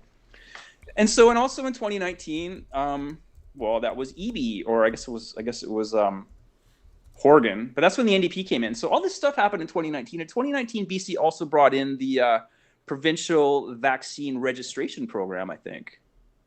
Mm-hmm. And so in 2019, we started having all these changes in BC, including this human rights thing, right? And, you know, it seems like in 2019 is when shit started going super duper woke. Like that was like peak woke was right around that. You know what? I'm going to interrupt because in 2019 or was it 2018? I got to find the video. Video's up. It's on YouTube with the timestamp. And I think you watched it. It was a live stream I did where I was talking about my son has this fucking vaccine a card with, he's got to take like 34 vaccines by the time he gets to fucking high school. And I was calling that out and saying, how come Obama didn't vaccinate his kids? What the fuck's going on with this? Why are they forcing... the video, the live stream's up. It's from 2018 or 2019. You're right about the date. That's when it started to go fucking sideways. Obama didn't vax his kids? Where do you find that? You can look it up. He never did. He even admitted it multiple times. Wow. Yeah. Okay, so anyway, the BC Human Rights.ca, they have protected grounds, I think it's called. But really what it is protected classes. Mm-hmm. And so age is protected, and there's in parentheses that says over 40. So I guess if you're over 40, you have some sort of protection. And then there's race. But when they say race, what that means is every race except for white. Yes. Because white people aren't going to complain about stuff because that's kind of not how it goes, right? Right. However, there is a case where this Chinese dude had told all these people that when he bought it, he was going to fire everyone and bring in Chinese people, and then he did, and then they managed to sue him. Mm-hmm. Well, Chinese so people, did he won? He lost in court? The white people actually won. But then get out of white town. Chinese. Get out of here. I guess you could argue that, like, no, the white people won. That's impossible because usually the Chinese come in. They're like that coal mine in northern BC we've been reporting on since 2014, where they bought BC's biggest coal mine. No Canadian hires now for 15 years. Canadians are not allowed to work in the biggest coal mine in BC. It's Chinese hires only. So if you go down this thing, you can see all the different classes that are protected, and it's age, it's race, it's gender, or whatever. There's all these protected classes, right? And what was I saying? Yeah, so like I guess if you're a trans, you would be protected. Now the thing I realized a year later for what's going on now is that joke I made was not a transphobic joke. It's making fun of pronouns, has nothing to do with sexuality. It's just pronouns are stupid. Mm-hmm. It is. And so they, I didn't think them, of me and to him, say and that. Those are pronouns in the Bible that actually refer to demons. You know that. It didn't think of me at the time. But anyway, so what's happening now is like I'm on the radar for these HR people, right? So anyway, the whole year passes and it's all good and everything's fine. I got 18, 20 coworkers. I get along with most of them, whatever. So we had a couple weeks off at Christmas, and the day before I'm supposed to get to work, he calls me and he goes, "Hey, can you come in?" I come in, he goes, "Well, we're not bringing you back." And I'm like, "How come?" He's like, "Well, you're only part-time. We're trying to do less part-time people. We're getting some complaints about you." And I'm like, "Oh, do tell." And they go, "Well, someone feels uncomfortable around you." And I'm like, "Who?" He's like, "Well, I can't really say." And I'm like, "Okay, and uncomfortable for what?" "Well, they just don't feel comfortable." And I'm like, "All right." And I said, "Dude, like, I really like this job. Like, can you talk to these people, the HR board, and say, like, look, like, keep this guy on?" So we did, and they kept me on. So I do 2 shifts. I do a 5-hour shift, and I go back the next week and do it. I'm about to go back to work. 6 days later, I get a message. He's like, "Don't come in. I had 2 complaints about you. I've taken you off the schedule." Get the hell out of like, town. Are you serious? And I go, "What's the complaint?" And he goes, "Yeah, this new guy started working, a guy who's my age, and we were talking, and I'm like, oh yeah, we're hiring more guys now. It's kind of cool. We had all girls before, now it's kind of more guys, and it's kind of a better balance. I find when there's lots of girls, you need to sort of a little bit more eggshells a little bit." He went and somehow managed to tell my boss that I don't like working for women. I just met this guy. He's like the brother of this chick I know. He had painted fingernails, so that was like a bit of a sign. Dude, that's a fucking motherfucking red flag right the fuck there. Yeah. And then we work for this other guy. He's like a Korean dude. Total waste case. It's kind of funny, but he's like been vibing on me for some reason, so I don't know. But I guess somebody said something into us, so I've like lost my job. So now I have to talk to Rob, and I'm going to say, "Rob, like, if this like BC Human Rights Commission didn't exist, would this be happening? Because I think what's happening is these employers are afraid of this human rights thing. They're afraid of getting a complaint. Well, it was like Right? back in the day, like one of the worst things you could call somebody was gay. Like back in the early 80s and the 70s, if you called someone gay, that's like one of the worst things you could call somebody. Proof or no proof, or gay or no gay, everyone was in the closet back then, right? Or most people were in the closet, right? And it's gotten to a point where specific words and fragments of words now are I don't know. Continue, just keep talking. So, like, this place that I work at, this manager's a new guy. He's a personal friend of mine. He's cool. The guy that used to run it, one girl I work with was telling me how another girl who we work with is a Brazilian Canadian chick, and she's like black, Asian, whatever. She's mixed up. She's got really like cool, like tight hair. And so the two girls were talking about each other's hair. She's like, "Oh wow, your hair's so nice," blah blah blah blah blah. And the guy upstairs was like waving at her, like, "Don't talk to her about her hair. Don't talk to her about her racial traits." And we always joke about it. He was worried that them talking about her hair and her being black, half black, like he was like trying to kibosh the conversation. And I'm thinking he was doing that because he's afraid maybe somehow it could spiral into a human rights complaint or something. Because why would some guy care if two girls are talking about their hair and one of the girls is half black? Like, who fucking cares? Bullshit. It's total fucking retarded bullshit. And that's why production is going down 60, 70 to 100% because everyone's worried about their fucking dog shit fucking feelings that don't mean fuck all. In the end. Exactly. So I said to the guy, I'm like, he's like, "Oh no, it's not political. This isn't political." And I'm like, anyway, so he sent me this message and he goes, he had something happen in his family. He goes, "I'm leaving to Toronto right now. I'll talk to you like next week." And he's like, I gotta go, but like, don't come in. And so he's talking about giving me severance pay, whatever. So we're going to talk and I'm going to explain to him about this bchumanrights.ca thing, right? And when he was telling me about it with this other lady, I said, "Well, I didn't vote for this stuff." Like, whoever the BC Human Rights is, like, well, like, I didn't vote for this Forget law. this so, fucking like, vote shit. Forget the vote shit. Forget the vote shit. We didn't pay for this. We didn't pay for this through our fucking taxes. An unjust law is no law at all. That's what the pandemic taught us, right? Well, I'm saying, forget the whole thing. What about our taxes funding this bullshit? Yeah. That's what I'm on. And so I'm going to explain to him, like, the one girl who made the complaint about me, she's from the United States, but she's technically an immigrant. And it turns out she's bi, so she's a double protected class, you could argue. And the other guy who's complaining about me, I think, he's new to Canada, and he's also Asian, so he's like a double protected class. So when you have a protected class complaining on someone who's not protected, I can't win. And there's nothing to win. But what I've learned from this is, like, any new job you go to, you should start complaining about everybody the first day you get there, because they can't discriminate against you for complaining about someone in the code. So anyway, I'm going to explain to Rob about this thing about protected class, and he's going to think it's dumb. But Rob, I don't want to say his name, but boss, there's proof of protected class. In the United Kingdom, they don't report on the rape gangs. Why? They're protecting immigrants. Of course they are. It's happening all over Europe. These Muslim gangs are raping women in fucking not in public parks, and then we can't report it because they're Muslims. Mafangulo, they're Muslim. You have the cases in Canada where people who are indigenous will get lighter sentences, and they'll report on it and say he got a lighter sentence because whatever, native, protected class. He's a protected class. There's also the example of the immigrant who only got a 19-month sentence for some sort of sexual assault thing, because if he'd gotten 2 years, he would have been deported. And so they didn't give him the full case because they didn't want to disrupt his immigration status. So that guy was protected. And so it's this protected class. So I'm going to say to this guy, it's like, who are you protecting here? Are you protecting someone's feelings? Yeah. It's like you're going along with this dog stuff. shit Like, fucking feelings that don't mean fuck all in the end. And so when you're talking about protected class, it all comes down to racism. And so it's called the humanrights.ca, but what's in the name? Like, you know, Antifa? Yes, the anti-fascist bullshit people that are actually fascists. But the word anti-fascist actually sounds not bad. Yeah, well, it's like when they say the New World Order. Hey, it's not the law of the jungle. Remember that fucking Walker Bush? It's not the law of the jungle. It's the law of the land. Remember? That sounds pretty good. Like every country's going to gain something from this. Fuck all. And the flip side, I mean, if you're like a states hater, like make America great again, it sounds fine, but it's Of course, evil, make right? America great again. But it's what's in a name, right? And so I could say bcrightshuman.ca is just like protected class based on race.ca.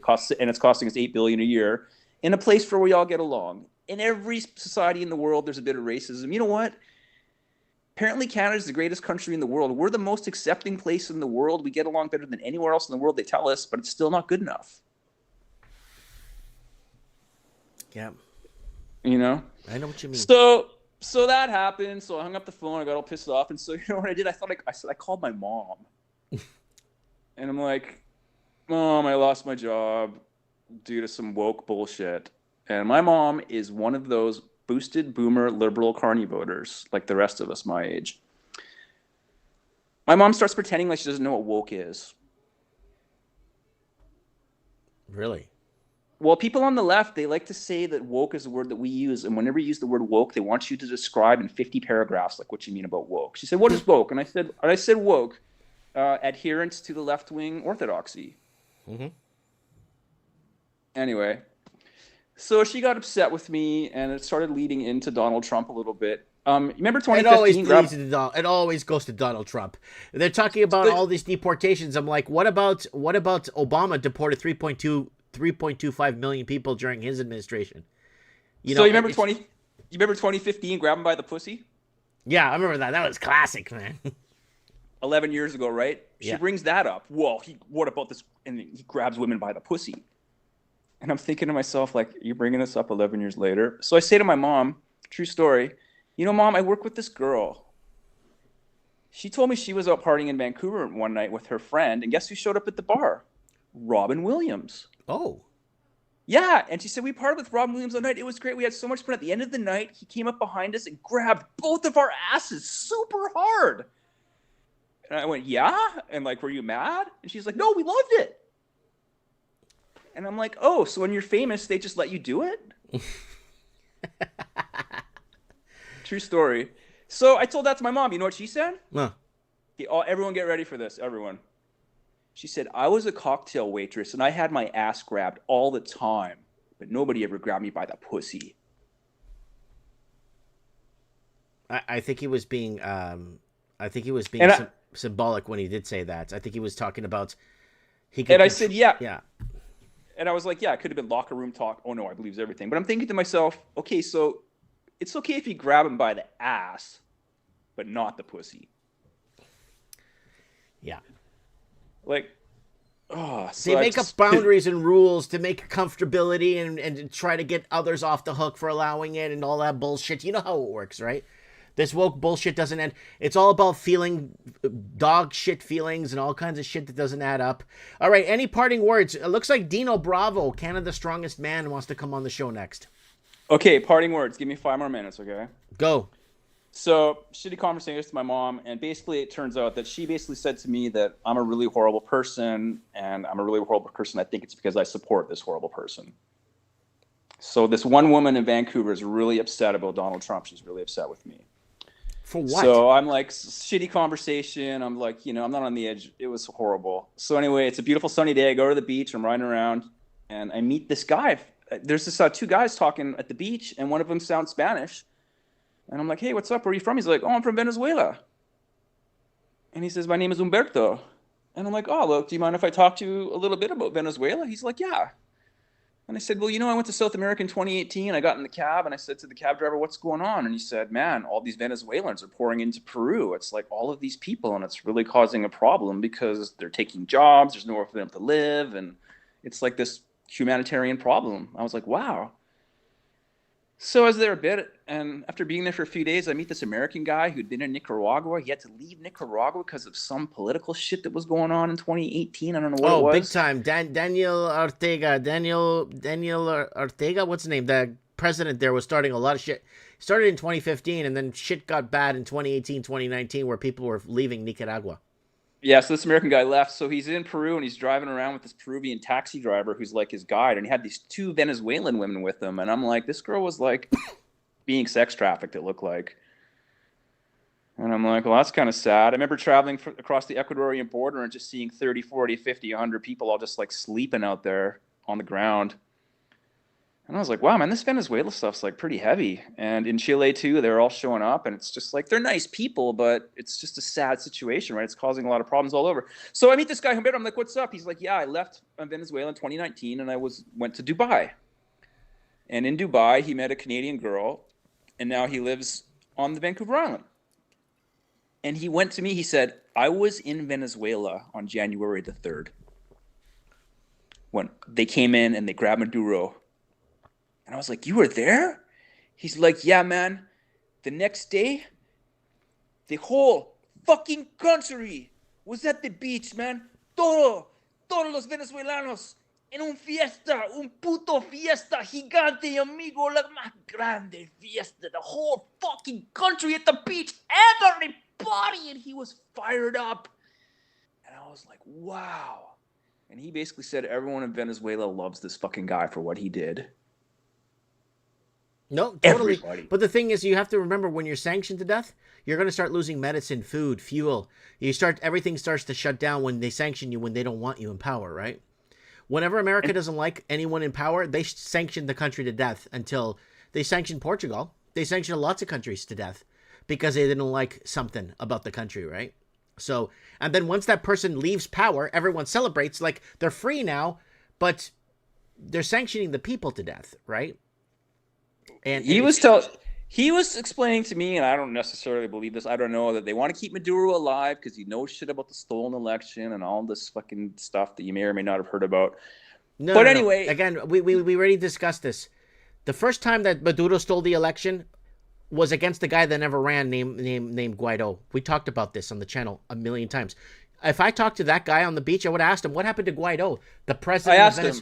Did you ask him? I asked him, I can't remember what he said. He's like, yeah, that guy's like, he's like, the guy's just like... He never ran for president, but America, you go on Wikipedia right now, Guaido was a former president of Venezuela, and he never ran. And and Nicolas Maduro stole the election from him. He never ran for president. So this is where things get really fucked up. Once you start hearing the truth and figuring things out and connecting the dots, the big fiesta at the beach is temporary. Now there's a WEF. I'm not pro Maduro. He's a piece of shit too. I'm just saying that big fiesta at the beach is going to be short-lived because now the WEF puppet they have in there in Venezuela, it's going to fuck them good. Well, we'll see what happens. But Watch. So just to end off, I just had this shitty day losing my job over what I call woke bullshit, phone a family member for some consolation, and she just doubled down on it and said that I'm a horrible person. You don't call family when you lose your job, you call Mike Martins. Yeah, here I am. And so, I know that there's one person who's upset, but then I thought, wow, there's millions of people who are happier than they've ever been, at least temporarily. So, if people are giving me a hard time about for liking this horrible person, he's also made a lot of people happy as well. So, it's a fine line. Yeah, no, I totally agree. But I'm saying when you sanction the crap out of a country and then go in and save the country and we're going to free the people, you sanction food, medicine, fuel. You sanction everything from the people. Just like that article we read earlier, how Cuba now doesn't have jet fuel for the planes to get out. And then, America's going to go in and free Cuba again. They're going to go free Cuba, but you sanction them to death. They can't operate because they don't want to follow your policy or follow your rules. It's all bullshit. That's why I keep saying don't fucking take sides. It's all bullshit. Well, I guess we'll just have to stay tuned and see what happens. Yep, just like we have for the last, 20, 30, 40 years we've been on this earth. But anyways, thank you so much for calling in and getting this ball rolling here tonight on Mike in the Night. And we'll get Dino Bravo on right now, okay? All right. God bless you, buddy. Goodbye. Goodbye. All right. Nice heated conversation here with our boy. And we are going to get a Dino Bravo on. I want to thank our coffee. If you want to buy me a coffee, Felipa, Jesse, Tio, James, thank you for the coffees tonight here on Mike in the Night. It is much appreciated. Guys, don't forget, if you want to join the email list, just email me here, MikeMartins1988@gmail.com. Tell me that you want to be part of the mail list, so when we go live, you could email me here directly, too. I check my emails every couple of hours. So you can email me here directly, MikeMartins1988@gmail.com. And guys, don't forget, this is viewer discretion is advised. This is 21 and older. This show is for entertainment purposes only. Fact check and everything you hear, do your own research. Section 18 of the U.S. Code 2257 for Mike in the Night. All right, guys, and thank you for the coffee. I'll put the coffee. I'm on a roll tonight for coffees, guys. Thanks for the coffees. I'm gonna put the coffee link up again, guys. Remember, I don't get paid to be here, and I've never been paid to be here. I am here to talk to you guys. I am here, and guys, if you're on X, go find me on X, please, and retweet everything I posted, please. I got like no followers on X. Just Dino Bravo. Just Dino Bravo, right? Oh, and also, look here, let me plug this properly so you guys could understand what the heck is going on here. So we could, oh, here's the article I brought up earlier. No Canadian hires for years at Chinese-owned BC mine. Yeah, the Chinese just do what they want in Canada. It's not even their country. Oh, I got papers that show I'm Canadian. I don't give a shit. It's like trying to say your car is a Ferrari and you got an ownership that says it's your car is a Ford Pinto and you say you got a Ferrari. Here's the paper. It's a Ferrari now. Get the hell out of here, man. All right. So, guys, if you want to, you could join the 99 Cent Club here on the channel on YouTube. If you're on YouTube, join the 99 Cent Club. Don't forget to check us out on Facebook. Mike in the Night on Facebook. Instagram is where you find us and you want to call in.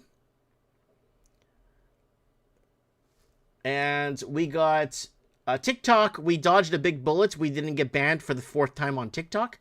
So we're still on TikTok, but get off of TikTok. And there's my X there, guys.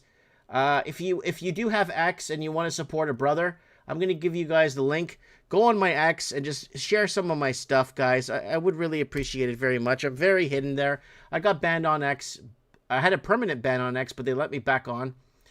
And MikeInTheNight.org takes you to the replays of episodes of Mike in the Night. And if you want to go on Odyssey and find really deep, dark episodes of Mike in the Night, oh boy. Episode 366, vaccines don't work, they will kill you. It's a lie. There is no pandemic. Governments don't want to take accountability, and that was 4 years, 10 months ago. And I'm on this thing, Reddit. So if you guys want to go on this Reddit thing for me, I don't have any followers on here. I'm posting stuff on here, but nobody follows me on this thing. So there's my Reddit thing. If you guys want to share my posts on different platform, like different Reddit folders, or I don't know how it works, go ahead and do that for me if you're on Reddit. But I'm not on I'm on Reddit, but nobody follows me on there. So, all right, rock and roll. We got Dino Bravo coming on the show right now, the Canada's strongest man.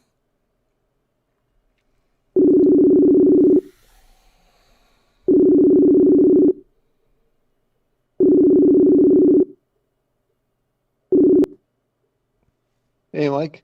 Yo, thanks for coming on, being part of the channel, liking and subscribing, buddy. Thanks for being here. And thanks for sharing my stuff on X. I do a little bit what I can there. Like I said, I got banned, and I just reopened another account, so I don't have many followers, but I try what I can. Well, the fact that you're trying means a lot to me. Well, I appreciate you, so I appreciate all you do for us. Well, thank you, brother. Okay, you definitely got stuff. You sent me a bunch of links to certain different things over the last week and a half, 2 weeks. So what do you got for us, buddy? Well, I'm just like I was some of the people in the chat there talking about silver and me and silver. So like it's so undervalued right now, and like China is controlling. I put it in the comments. China is going to control the what's going to happen to silver. And I was saying that premiums are up to 45 to 55% over like of the spot price in China, because you can't get it there. They stopped the arbitrage now, where you can't bring in silver as well into the country. That was a heck of a gig for some people too. So they're stopping it from going in and out, and only 44 entities or companies can actually sell it in China, and they're really hammering down on it. So, and they want to hoard it all, as you know. Well, our 2015 video that I brought up earlier, I showed you guys a 2015 video where I said silver needs to be $311 by 2025 to hedge, because we're going off the inflation chart where inflation was headed. And we were standing already back in 2015. By 2025, silver needs to be at $311 an ounce, and gold needs to be at $11,833 an ounce by 2025 to catch up to inflation. Yeah, I gotcha. You're right. I calculate like it should be 8-to-1 ratio. Mm-hmm. That's what the true ratio is. You know that, right? And right now it's almost it's 62-to-1. Right. As of today, right now. So anyone that's talking about it's going to crash and everything, it's just normal cycle. It's going to go up and down, but it's going up. It's a trajectory up. And like I said, China, like in 1980 when the Hunt brothers got smoked, they didn't have China. China was like nothing compared to what it is today. They're a powerhouse now, right? They control us. Unfortunately, as we know in Canada, they control us. But they have so much power now, they're going to take out the COMEX. That's the first order of operations for them. They're going to control the silver price, not COMEX. And and that's what's going to happen, and it's happening before our very eyes. So the only thing that's affecting is the paper. If you can't hold it, you don't own it, right? We've said that. So minted, not printed. Exactly. So I don't care what they like. I have silver. I don't give a rat's ass what the COMEX is saying it's worth. Yep. Because I know that the Chinese will gladly buy it from us, and if they open up the doors again to bring it in there, and then I'll sell it to them. I'll sell it to the highest bidder, as everybody else would. When you're selling your house, you sell it to the highest bidder.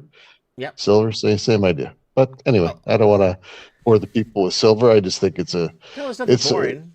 It's exciting. It's exciting for the people that were holding on to it for years, and everybody laughed at us. And I haven't been in the game that long, but long enough. And people are going, you go to the bank and you buy more and get the money for more, and they're all laughing at you. Like your friends are going, "What are you doing? What are you doing?" I said, "One day it's gonna." Oh, you're not one of those stackers, are you?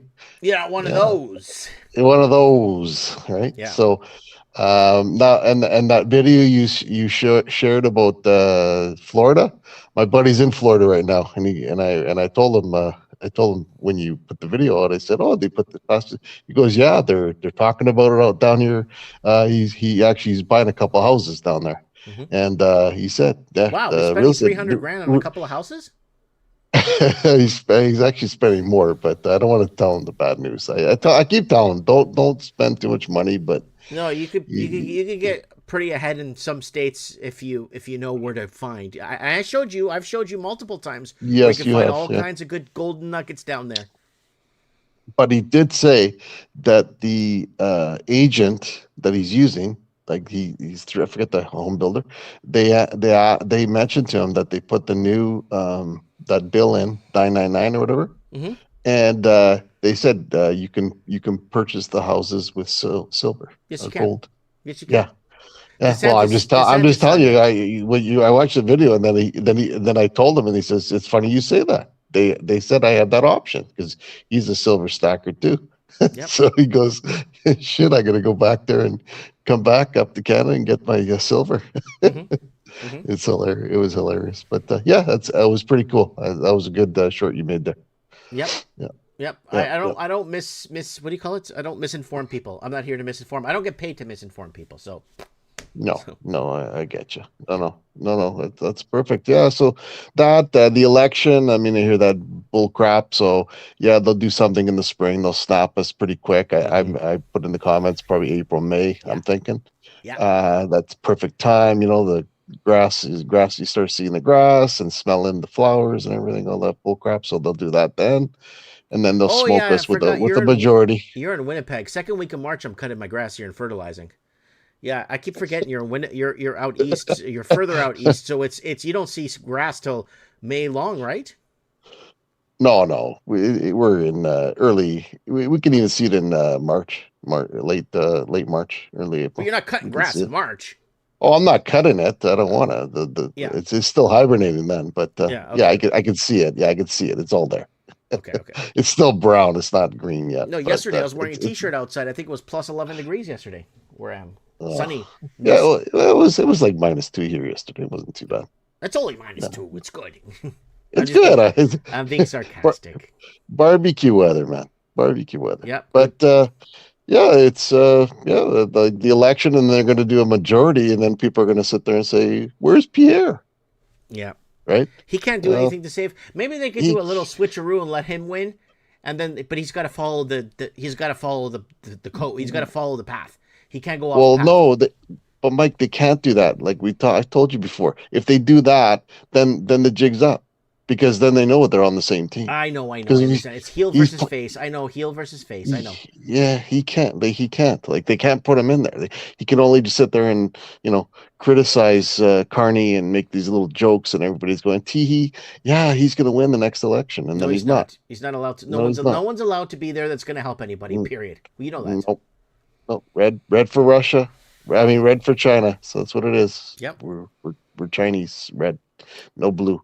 But yeah. So anyway, that's going on there. What else? Just looking at I think that if the states go into Iran, like I told you, they're gonna smoke Israel. So I don't. But see, I feel sorry for the people of Israel, because the true Israeli people are good.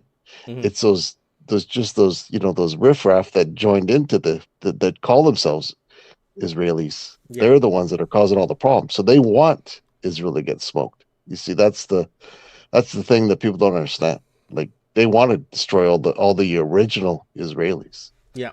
They want to get rid of them, because they're actually the good people, but they want to get rid of them, and then so they're going to allow Iran. They want that. They want Iran and Israel to fight. And Israel's talking now that they're going to go in on their own if the United States doesn't help them out, which they'll get crushed right away. And then, of course, the United States has to come in like Big Brother and come in and help them out, right? So that's what's going to happen there. And I think I did on the prediction show, I did say that was going to be the next war. I don't know where Russia and China stand on this. Like, that's because they stood idly by.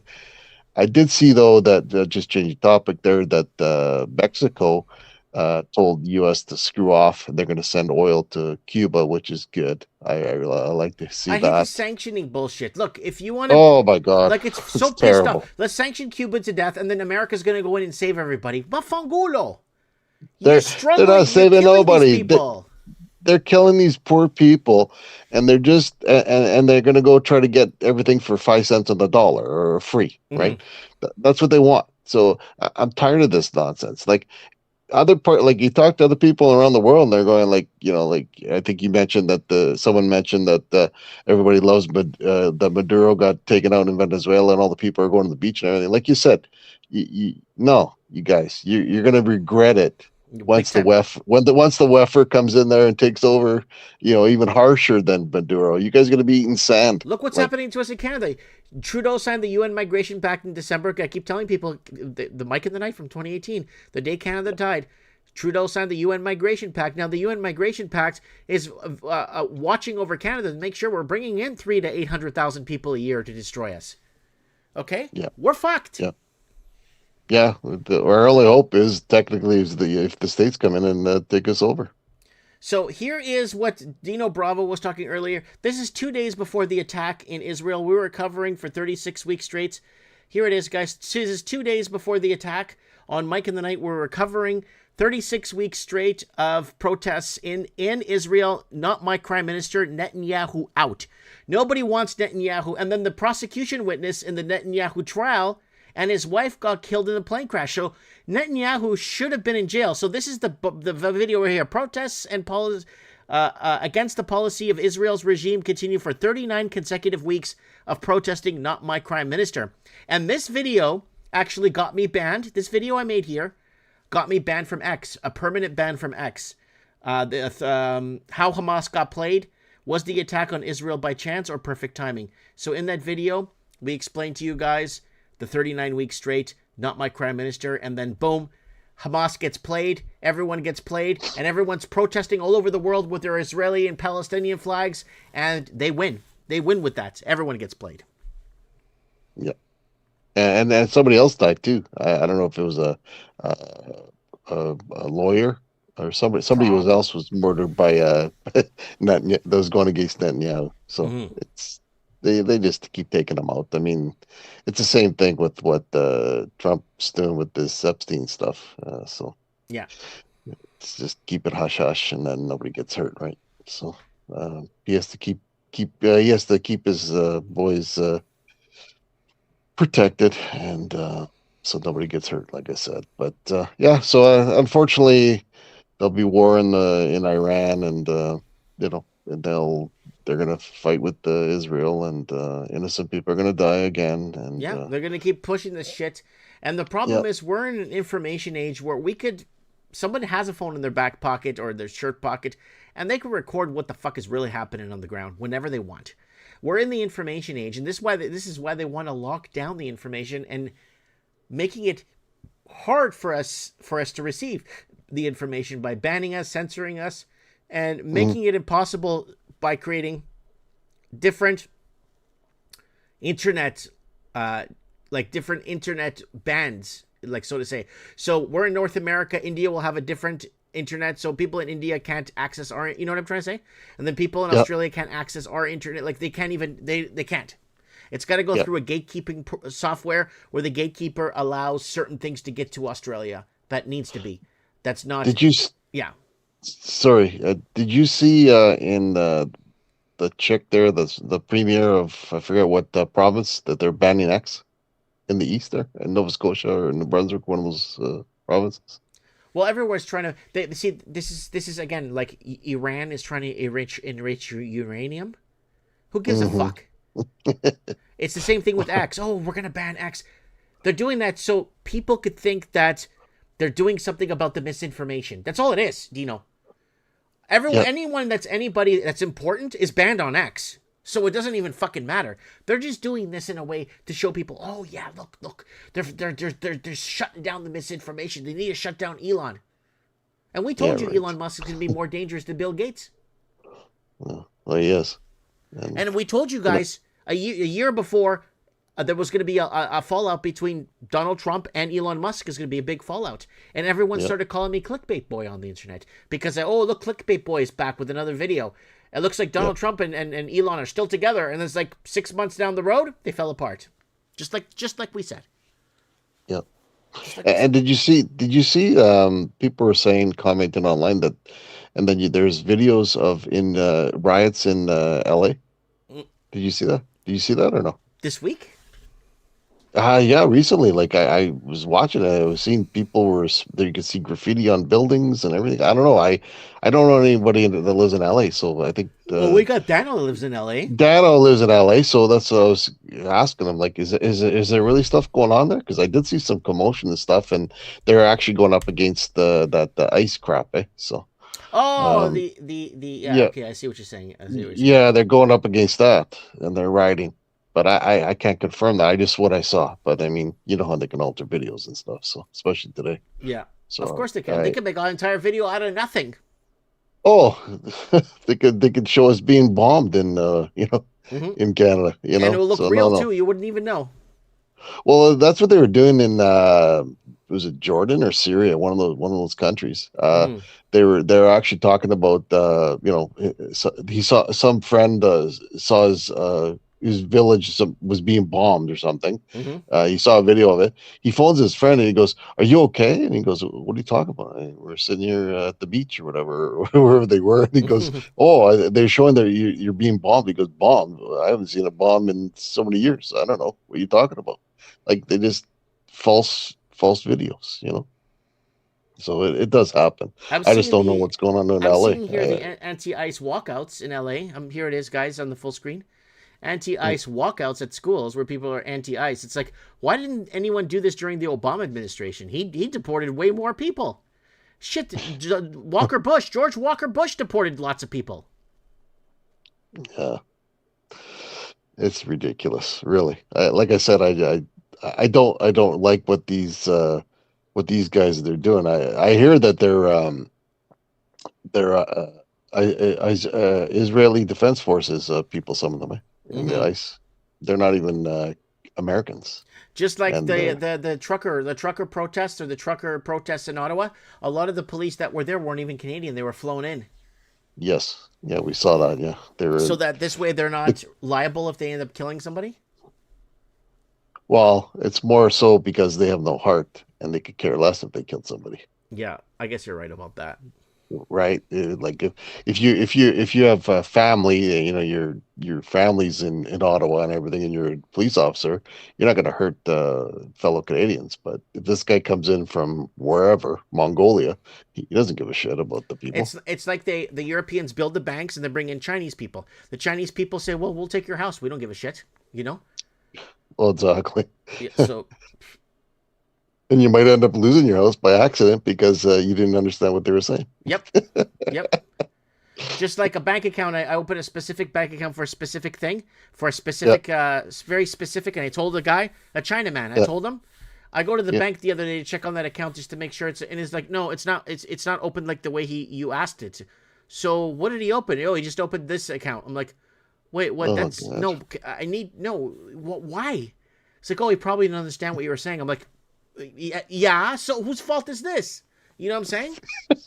Well, it's like exactly like you're speaking the language of English. That's what we speak in Canada, English. Yes. But he doesn't understand, so now it's your fault. It's absolutely Make it make sense. Make it make sense. yeah. So I'm Oh, my accountable goodness. because the guy at the bank had no idea what the hell he was doing. I'm so No, tired of exactly. this shit. I'm so tired of this shit. Yeah, I could tell. It is annoying. You walk It is into a annoying. bank and everyone there is Chinese, and you walk outside and there's 20 homeless Canadian people. What the fuck? Yep. Oh, Yeah. Canadians don't want those jobs. Oh, give it up. Yeah, Just give it up. Then. yeah, Like, it's it's ridiculous what they're saying. it's getting That's fucking old. ridiculous. Do you Yeah. know I get messages from people all week long? My son's 23. He can't find a job. It's depressing him. He's been looking for 4 years. He's out of high school. My son, and then another lady rested. My son is a red seal, this and this and that. No one will hire him or take him on because he's white. I get so many people messaging me all week long, like 13 to 25 messages a week of people that catch some of my videos and they're not hiring Canadians and they're making up things that Canadians don't want to fucking work. If Canadians don't want to fucking work, then what's the point of having Canada? You know what I'm saying? So this is No, all I hear bullshit. you. I'm tired of the bullshit, man. Well, it is, but nobody stands up to it. We just keep allowing all this crap to go on. I mean, I don't know. There's different movements. Some people say, don't pay your taxes, don't pay this, don't pay that. And then, you put pressure on them. I don't know if that's going to do anything. Yeah. I don't believe that. I don't think so. I think I've always said it has to be pitchforks. It's always going to be, Pitchforks and that's my fires. stance. Yeah, Pitchforks and torches. Sorry. Pitchforks and torches. pitchforks and torches, yeah, and lead. That's the Yeah. only thing that's going to change it, and that's why the U.S. has got the Second Amendment, which we don't have anything like that can protect us. And like some people are saying in the chat there, the Magna Carta is what we have to fall back on. It's not this Charter of Rights. Charter rights and all that freedoms is so vague it can mean anything. trash. It's trash. It's garbage. Trudeau left in 1980. Was it 88, 82? I forget where he signed off with the Queen. He left the documents accidentally there in England, and didn't bring them back. And Quebec didn't even sign off on them, Yeah. so they're not even valid. So it's proven in videos, but it's a joke. Like I said, we have to go back to the Magna Carta, and the Magna Carta states clearly that if the government is harmful, causes harm or neglect to its citizens, the citizens can rebel and kick out the government. Well, that's how it It's works. right in the Magna Carta. That's how it is, but we don't follow it, and we will. They go and put all these stupid bylaws and shit like that. That doesn't. It's not even valid. It's not even a law. What are you doing? Yeah. But we fall for that shit. We fall for that shit, and that's the problem. But I always say too, and I've told you this before, until the people can't eat, and once the people can't eat, the government's in trouble. Well, and we anyone saw around it. a little flash of it when the EBT cards and the black people in America couldn't buy food and everyone was freaking out. So we saw a little flash of that, right? Oh yeah, but like I said, when a mom and dad can't feed their kids, you're gonna do whatever it takes to feed your kids, Oh yeah. Yeah. right? So hold on, because that's where we're headed. And I wouldn't want to be a government official or any official involved Dude, in I that. wouldn't honestly, I wouldn't want to be a visible minority. I wouldn't want to be a Chinaman or Indian or anything. I wouldn't want to be when the shit hits the fan in this country. A lot of Are people, are yeah. are they visible minorities? I think we're the visible. I think the Europeans now are the visible minorities now. Yes, we are. The Europeans are. Sorry. That's So yes, yeah. So you don't want to be a yes, visible majority then in this country. You yeah. don't. Yeah. You don't want to. Exactly. That's what I'm saying. You have to correct yourself because maybe 10 years ago you could have said that, but not anymore. No, you're It's right. like it's insane. Like Yeah. even my area here, it's totally changing. I mean, before you see the odd one, East Indian or Chinese Chinaman, now it's all over. Like Yeah. that's the majority of my area now. And it's not a poor area. It's But it's a Canada's pretty good smart area. because if they brought those people in first, we wouldn't have a country today. Well, There what wouldn't would be no we have? highways. There'd be nothing. There'd be no infrastructure. If the Nothing. Chinaman and the No. Indians came in first, mafangulo. They can't build Oh, shit. They can't even build their own fucking countries. it's all trash. Yeah. It is. I still tell people the story, like the video you showed of like the bathrooms in Portugal, like Hmm. how they're clean and pristine and everything, and you see the riffraff on the highways here Yeah. in the States, like it's just trash, like just totally different. Like that country there has figured it out. They had it figured out, man. It's unfortunate that they're part of the EU, but that's a great country. I really enjoyed that country, and like I said to you before, I like to go back because Hmm. it's a great country and good people too. Like they accept everybody. They don't judge you for whether you're Italian or French, whatever. They allow everybody in there, and Hmm. it's really nice to see. They don't they're not prejudiced. They're not. But I know they're not happy with certain Oh, nationalities they're that are they're in they're, there. they're deporting They're Muslims not. left, right, and Indians left, right, and center because they don't want to become Portuguese, right? Well, no, no, that's right. And Japan's got it right too. She's kicking out. She's Yeah. kicking them out now. Everyone She's go throwing back to them your out. countries. Everyone go back to your countries. I'll go back to Portugal Yeah. tomorrow. Everyone go back to your countries. Well, we don't want you to go back to Portugal. No, We but like you, you in you know what I Canada, mean. but Like, I got you. I got you. Well, yeah, that's what they say though. My dad. I told you the story. My dad, when he came here, they gave everybody gloves. He was shoveling snow out here, and everybody had gloves except him because he was a DP. So, I don't want to hear this nonsense from anybody about these people. These, when this riffraff comes and they talk about how these, you know, migrants come in and they're all, mistreated and this and that. Give it up. No, they aren't. They're not mistreated at all. They have websites where they show them how to get money. Like my kids are figuring it out too. They're saying like, yeah, dad, yeah, like these people, a couple with a kid, they get like 80 grand. Like, mhm. Yep. and then we got homeless people. And we got elderly people that can't afford I watch old people at the grocery stores now looking at the prices, and they're kind of put their head down. They go, "Oh, I can't buy that." Mhm. Mhm. It's so sad. It just kills me. But then you And get then a you get guy from Bangladesh that comes in, and he could buy yeah, whatever they he can they wants buy they because buy everything. Yeah, buy the BMW X5. Let's yep. go. I told you the story about that.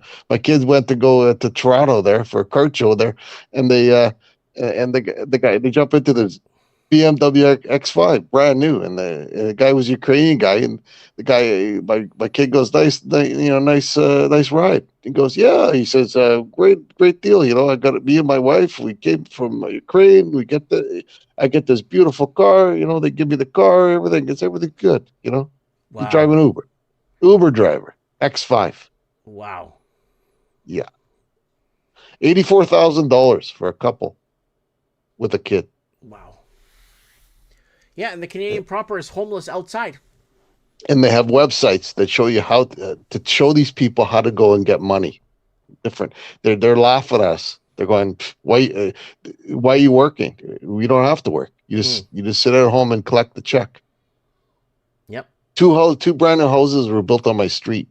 They didn't even put up for sale. They're built by East Indians, and now there's East Indians living in there. Well, the rent would be about $2,500 for sure, at least. Mm-hmm. And one kid goes to school, Wow. and I don't know, like who's paying it? You and I. That's it. We're paying for it. That's it. Yeah, taxpayers. Do you remember that? It was in the front of the Toronto Sun, Sunday Sun. The Sunday Sun from Toronto was the front page. Was a Muslim man. He had 4 wives and like 17 kids, and he's getting $1.6 million a year. Holy crap! Guys, I didn't see look that. up for me, guys. Guys watching Mike in the Night. Guys watching Mike in the Night. Look it up for me. It was on the Toronto Sun, Sunday Sun, front page. Man brags about having 6 or 7 wives. Muslim man with 16 or 17 kids is getting $1.7 or $1.8 million a year in support. That was When the front was page. this? Everyone went hysterical. They're like, what the fuck? There's people starving, going to food banks and shit. People where their parents built this country and fought fucking wars for this country, and they're at a fucking food bank. That pisses me off, man, every time I see that shit. It does. It does. Yeah. How long ago was that? That article was from, I think, maybe 2021, 2022, maybe. So someone watching the show, back me up and see if you could find that show for me. That is insane. Yeah, if you guys can, I would appreciate that. It's 5 or 6 wives. And he's on the front page, and he's dressed like with a beard and everything, like he just came from Afghanistan. And he's getting $1.6 or $1.7 million Insane per year. Well, that's what they're doing. They bring their parents here too, and then they get more money too on top of it. You know, we were reporting here because I want to talk about my favorite people here. So when back in 2013, 2014, when I was living in Vancouver, we reported on a story where these Chinese people were buying these money laundering, buying these mansions or houses and leaving them empty, right? So they would have a child or a teenager living at the house alone, right? And then they would put down, and then the family would come, a couple of family would stay at the house. They would put down 0 income and then collect welfare checks on top. Yeah. There was one guy in Vancouver that had 11 properties, and he was collecting welfare checks because the homes were empty. He never rented them out to make an income, and he was collecting welfare checks on top because he has 0 income. Well, I'll tell you a reverse story. It's the opposite. A guy, electrician here, through a friend of mine. He's a friend of my friend. He's a Chinese electrician working here, fully, red seal. He's got the red seal. He's working here, getting a full, good wage, and he was getting paid in China for 3 years in those, those ghost cities. He's building skyscrapers. His friend was punching his card in every day for 3 years, so he's making money there and here. Wow. That's a Chinaman move. That's a Chinaman making the move, right? He screwed his own country too. Yeah. But you see what I'm saying, right? So if it's a Canadian man collecting welfare and he owns multiple homes and leaves them empty to create artificial shortages and bidding wars, that fucking guy will be on every front page across Canada, calling him a traitor. He's going to jail. Yeah, and he's going to jail too. Yeah. Well, yeah. Well, did you see the mayor of New York there? That Muslim. That guy is a piece of shit. We warned you guys about that guy. Who the fuck's going to vote in a guy where the Twin Towers were hit by Muslim radicals? Who the fuck would bring in a Muslim? Nope, it's all fucking fixed. Well, didn't that guy? Didn't somebody? I forget the story, but some police officer was injured by some radical idiot. He went to go visit the radical idiot at the hospital. And he went to go visit him in the hospital. Mama fabulo. Are you okay, sir? Are you okay for attacking the officer? Yeah. How come you didn't kill him? Well, it takes one piece of shit to know one piece of shit, right? Pretty much. Yeah. So that's hilarious. You gotta laugh. You gotta laugh at this shit. I couldn't believe it. Like, holy crap! It's a total classic, bro.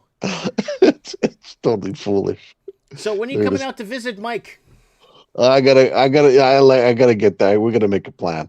I gotta bring you some prosciutto and gabagolo and all that stuff, mortadella. Bring right? some good. I gotta bring it, but I think I gotta drive there. I think I gotta drive because. Dude, driving to me is like from where you are. Yeah. It's a straight shot right across. Yeah, no, it's a straight just shot. a drive. You're I not don't coming mind from driving. Ontario. Ontario, you got to go around the fucking lakes and spend 2 days just to get the Thunder. No, you're going right across, straight shot. Yeah, I know. I just have to stay awake in Saskatchewan, right? That's the most boring drive going through Saskatchewan. Well, if you want, you could. I mean, just do it like early morning Saskatchewan. Well, no, because you want to make up time, right? So I think you could get from where you are to where I am, because you're not going all the way to Vancouver. You're just coming to me, right? So Yeah. technically, I'm 6-7 hours from Calgary. Yeah, and Right? Calgary's only How far is Calgary from you? 13. Yeah, So not even. You can get to me in about 19 hours, right? So if Yeah. day one, you leave at 5 and you stop driving at 7 p.m. Yeah, pretty much in Calgary, right? Yeah. So Yeah. And then I just pop over to you. Yeah. Yeah. That's what I got to do. Yeah, I'll do that. I got to do that. But we'll set something up. Yeah, for We'll sure. set When the something up. weather gets good, for sure. Yeah. Well, it's already good there. So I just have to get It's moving. Muscle shirt boy there I saw you the other day. Muscle shirt in your video. So yeah, you're man. already Yeah. you're already in summer mode. Yep. It's nice out. Yeah. Wearing glasses. I might Yeah. even put the battery in my car, my summer car, and just start driving that around maybe next week or the week after. Yeah, maybe first week of March. Yeah, I think that's what I'm going to do. Yeah, it's beautiful. That's beautiful. That's awesome. Good for you. Right on. Yeah. Yep. All right. Well, get somebody else to call in here. Let's go, guys. All right. And girls, let's call. Thank you. And thank you for going on X and sharing all my stuff. Thank you. I appreciate it. Oh, no, thank me. I'll do what I can. Like I said, I enjoy it. Got to get the word out more from you and, show people what's going on. So wake up people too. Well, thank you very much, Dino. God bless you. God bless. Take care, guys. Ciao. Bye-bye. All right, that's Dino Bravo, Canada's strongest man here on Mike in the Night. He's going to come out and pay a visit to me. Dano, are you still watching the show? Dano. I might come down and see you in a couple of weeks. I don't know if Dano's still watching Mike in the Night, if he's still tuned in. Dano, if you could hear me.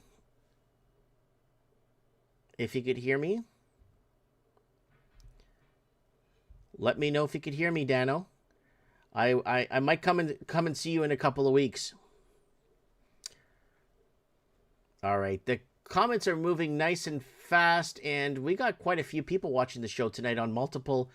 We were on 9 platforms tonight, guys. Mike in the Night's running really nicely on 9 different platforms. And it looks like we got RooTube working and some other weird foreign platforms working here on the show tonight. Oh my God.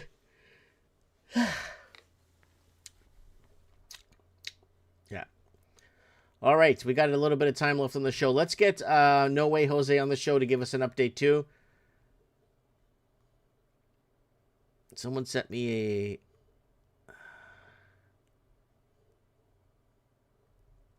Yeah, this is old news. Income tax is wrong. You shouldn't be fined for earning a living. This is old news, man. Property tax is wrong. You shouldn't be taxed for owning a... Yeah, this is old news, man. I don't know why all these new influencers are just showing up and telling us what we already know. It's like, you're not changing anything by telling us what we already know. What about the people that were warning people from behind?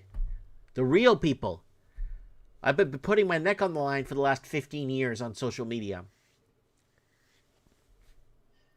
All right. Anyone buy coffees here tonight? Well, thank you.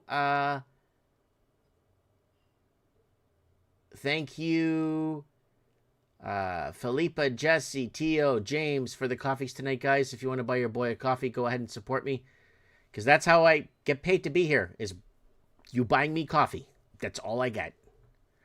All right, let's get No Way Jose, arguably the second or third most important guy you'll ever meet, and find out what's going on his end.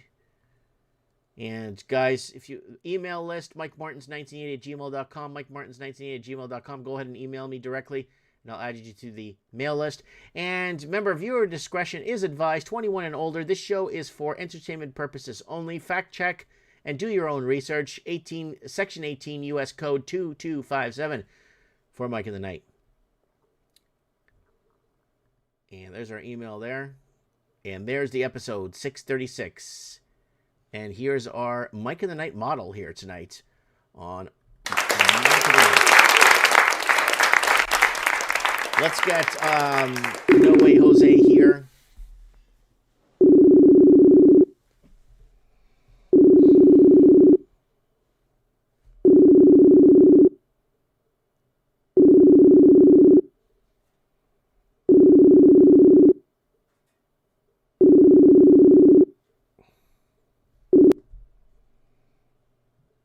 Mike, Yo, I've been trying to reach you. A lot tougher to get than the president.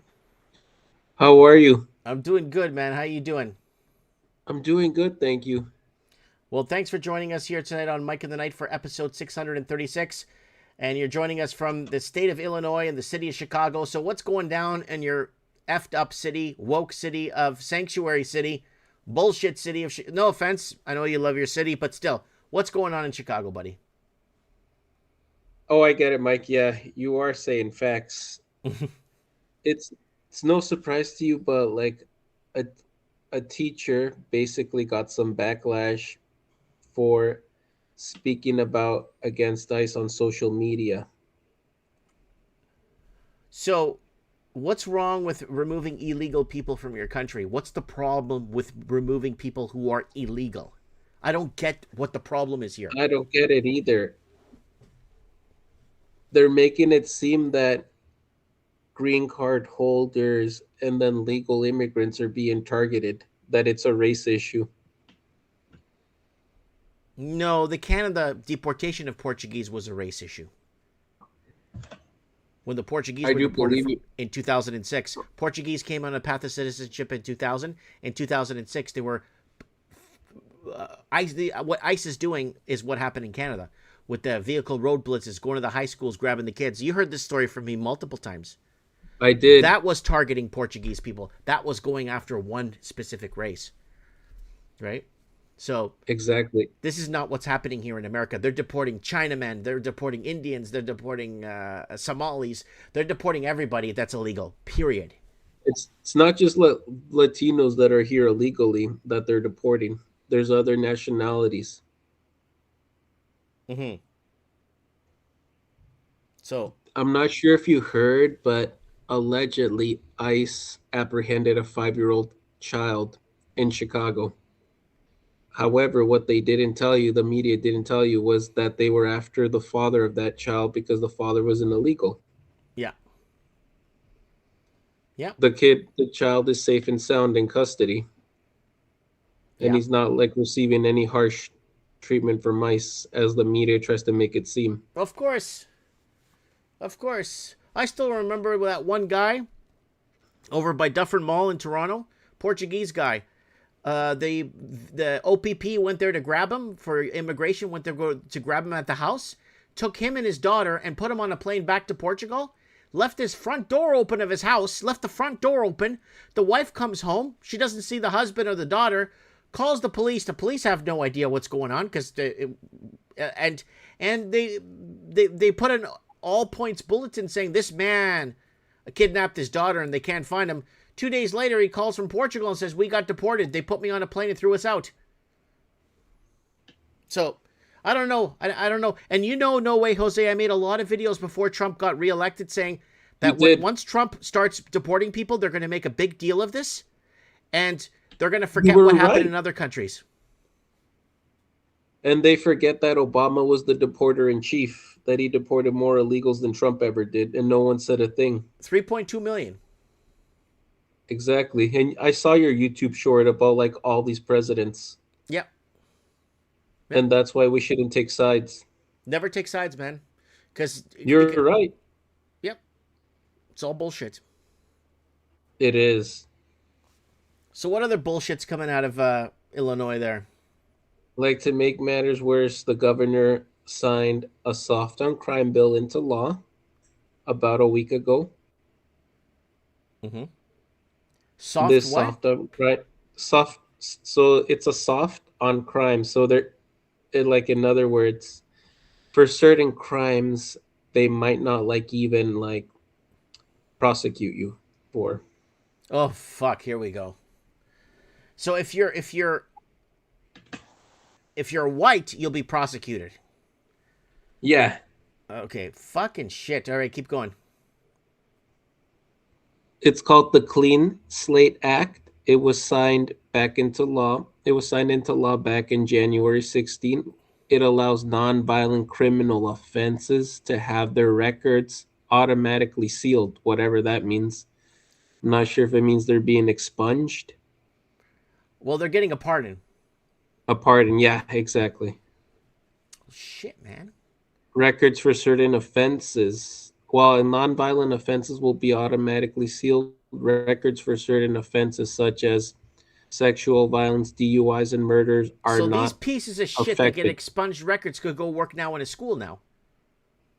They could. So I'm guessing like what they consider petty crime is like retail theft. Yeah, because I wouldn't. If I had a company, I wouldn't hire someone that shoplifted at Kmart. You know what I'm saying? How can you trust them? Yeah. So then they're gonna be. Yeah, this is all bullshit, man. It is. Mm-hmm. They're trying to justify it, saying they're trying to give criminals more opportunities after committing infractions. There's no reasonable, justifiable public safety justification for making it hard for citizens to get a job or housing or an education, Pritzker claimed. That's why he's making this law. He made this law go into effect. Wow. Policy should be guided by. It's a policy guided by punishment rather than rehabilitation. Mm-hmm. I don't know, man. Okay, what else is going on? There haven't been any more teen takeovers, Mike. Well, it's still winter, dude. It's still winter. Well, it's still winter. Wait till Like spring maybe at like- least. Wait till April. You'll start seeing a lot of teen takeovers. Yeah, around spring, summertime when the weather's nice, and even in the fall. Oh, you get lots of teen takeovers. A lot of teenagers, predominantly of the black African American backgrounds, and a lot of them are realizing. A lot of people at a young age now are realizing that they're gonna that they just can't, they won't make it, right? A lot of Canadians, like white Canadians and European Canadians in Canada, are noticing, hey, I'm not going to make it in this country. I can't even afford. My kids are going to make it. They can't even afford to buy a shoebox. Never mind. Even your callers, and you have said yourself that you're like giving reports that if you're like white, almost like there's certain employers that won't hire you in Canada. Well, in Canada, they have subsidized wages for people from India. So they get hired over the Canadian, right? Because the wages are subsidized, right? Yeah. So I believe as I was listening to the show, someone brought up like about high school students just walking out of class. Yes, that was the walkout in Los Angeles.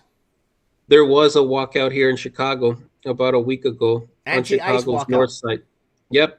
I'm not sure what high school it was, but hundreds of students from several north side high schools joined a walkout Monday in protest of federal immigration enforcement being carried out across the country under Trump's administration. Man, you're damned if you do and you're damned if you don't. You leave the illegals there, they start murdering, raping, and killing people, and then they say the Trump administration isn't doing anything. But then you deport the people that are illegal that shouldn't be there, and then Donald Trump is deporting the illegals. You can't fucking win. You can't win. Then they start throwing a fit about it, saying that they have the right here, that no one's illegal on stolen land. What's stolen land? You built a country. America built a country. They built a society. And if it's stolen, there was no land here. This land that was here before, the natives or the aboriginals that wasn't here, there was no country here. There wasn't. There was nothing here. They didn't build anything. They didn't build no airports and highways and all kinds of. They didn't even have running water. Or like the big skyscrapers. There was no country here when the Europeans came. Continue. Marching from like River Park, marching from River Park, Roosevelt High School, Northside College Prep. Many of these students have been motivated by feared experience. No surprise with the narrative the media is trying to throw out. Mm-hmm. And the violence involved with immigration enforcement activity seen on social media. What they leave out is that some of those illegals are resisting arrest and fighting against ICE. and like some of those anti-protesters are interfering in their investigation. So of course they got to arrest them for interfering in a federal investigation. Okay. What did you? Let me ask you. What did you think of Bad Bunny? Bad Killer Bunny. What's his name? What did you think of his? Did you watch his halftime show? It was a whatever. But it was very sexual. His song. Very sexualized. Muy sexual. Twerking. Sexuale. Women twerking there. Yeah, I don't know, man. What the hell's going on? Okay, at a soccer game, a Mexico versus America soccer game, sure, but at a American football match, like American soccer, I mean American football. What the fuck, man? Right, like knowing, like fuck that there would be kids there watching. I don't know, man. What the hell's going on? All right, continue. I don't know. More than 200 students gathered in River Park, which was covered in snow. They all had signs with anti-ice messaging, blowing whistles and chanting "fuera," which is, Spanish for ice out. Get out. These whistles Fuera. that they blow alerts the illegals that ICE is in the neighborhood to run away. This is really fucked up shit, man. There was never a problem with deporting illegals from a country. This is the most weird, bizarre shit. How they can get people to turn on a dime just like that real quick in a heartbeat. Just like that. Oh, but we've been deporting illegals for over 2 centuries. Yeah, but this is Donald Trump now, so we need to start shit. It's like, holy shit. They need to start shit because it's under Trump. Had it been another president, they probably would have been quiet. And you know why a lot of these illegals aren't migrating up to Canada? For what reason? There's a secret. And I think I told you this. It's because a majority of the illegals are Catholic. And Canada does not want Christian or Catholics up here. Right, and America was founded on Christian principles. 100,000,000%. And without America, Canada wouldn't exist. No, they wouldn't. So, and that's what most people don't get, or even like some Canadians, that Canada wouldn't exist without America. 71% of our exports go to the United States. We're only breathing because of America. Without America, we wouldn't be alive. I mean, we wouldn't have a country. We wouldn't have, So, continue, my friend. Aside from like those anti-ICE protests and then like students walking out of class, shootings in Chicago at the moment are down, which is no surprise because it's winter. When it's winter, crime goes down, but that is because most people are staying inside on a really cold day where the temperature's like below sub-zero. Yeah, it's too cold. Too cold. And especially with the wind, Chicago's too windy, right? And especially in the winter, it's Arctic, man. It is because of like the lake effect. Yeah. But once the weather's nice and more people are going to be out and trying to enjoy the nice weather, then there's obviously going to be an increase in crime. Oh, obviously. It's a good day. Let's go out let's go out and cause some crimes today. It's a good day. So, anything else, buddy?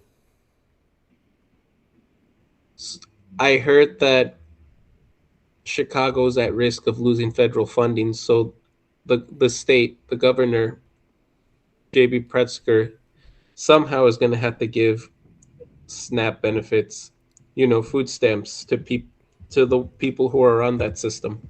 Yeah. Because he's not getting any funding from the federal government, so somehow he's trying to subsidize it. Well, he's going to have to find a way to give these people money, because we saw what happened last time when SNAP went down for a couple of hours, and there was a lot of black people revolting on the streets, right? There was, when there was a government shutdown. Yep. Oh, yeah, a lot of black people were freaking out, right? It's like a lot of people that work full-time and have their lives and do their thing didn't experience anything because they just continued doing their own shit and paying their way, right? They pretty much did. Yeah. So, I got somebody on Facebook says, I live in the middle of nowhere in BC. We had 4 trucks stolen last night alone. It's everywhere. Oh, yeah. Big time. In BC. In the probably in the middle of nowhere, they got 4 trucks stolen, right? Offer property. It's everywhere. Yep. Again, when you bring in people that are not going to assimilate and become the people, these people already know that they can't make it. So what do? They smash things and burn shit and rape people and fucking destroy destroy shit because they know they're not going to make it. They know they can't buy a $2 million house in Vancouver that's worth $80,000 in Florida. They know they can't get that in Canada. So what? They know they won't make it. Yeah. So what do? They burn shit. They burn shit and resort to crime, just like our favorite quote from Fast 5. Fast and 5. What was the quote? When you dominate people with violence and they have nothing to lose, they fight back. Yes. That's one of the most famous quotes from Fast and Furious 5. Watch the movie, guys, if you haven't, because it's fucking good. It's a great movie. Anything else? I recommend it also. I'll be sure to report back in like 3-4 weeks again, Mike. Yeah. Well, you remember how fourth or fifth biggest city in America, so keep us updated on what's happening there. Yeah. It's kind of important that we know what's happening there, so appreciate it. Of course. You remember how I was back in Canada not long ago? Yes. Yeah, I remember hearing on the news, surprise, surprise, that there was someone like carrying knives on the subway, and he flashed them at someone. Yeah, just like he said that there was going to be like an increase in stabbings. 100%, 100,000,000%. We're going to become like England, where you get 30 to 40,000 stabbings a year. So, yeah, and I'm not exaggerating with the numbers either. No, you're not. All right, brother. You have yourself a good night, and we'll talk soon, okay? You as well, Mike. God bless you. Have a good night. God bless you. Bye. That is our boy, No Way Jose, from the windy city of Chicago, Chi-Town, reporting for us. Trying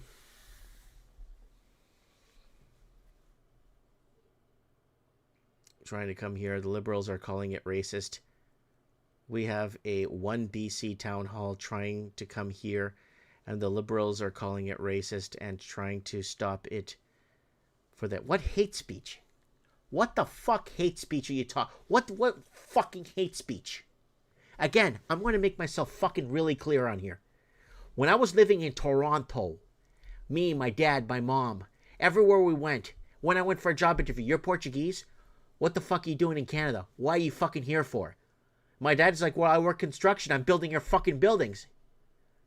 What? We don't like Portuguese people here. Why are Portuguese? I go to a job interview. You're Portuguese? You can't put Canadian on your fucking resume. What fucking racist? That's not fucking racist. That's forming an opinion. It's like, well, what are you doing in there? They have a legit question. What the fuck am I doing in this country? That's a very legit question to ask my dad and my family. And then fast forward to now, you ask somebody why they're burning somebody's fucking car outside. Oh, that's fucking racist. Get the fuck out of here.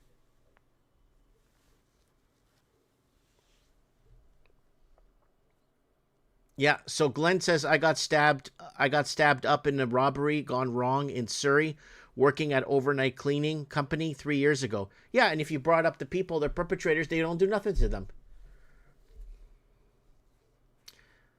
Well, I hope Glenn's okay. Yeah, whatever happens, UK is 3 to 5 years ahead. It always, like we said, it always follows, the trend follows through. Australia sometimes is ahead. Sometimes Australia is ahead a few years too when it comes to tyranny and destruction of their people.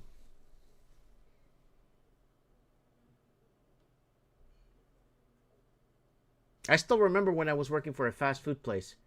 I'm never going to forget that. I was working for a fast food place. They hired me. I was there, 1-2 weeks? They hired a guy from my high school. The guy from the high school pointed at me and looked at the boss and said, "This guy's Portuguese." And the boss pulled me aside and said, "We couldn't run an ad that said no Portuguese, but no Portuguese." Okay? So you're telling me now all the racist shit? Fuck off, man. I have the right to ask people, what the fuck are you doing in this country? You don't fucking build anything? You don't fucking manage anything? You don't fucking fix anything? What the fuck are you doing here?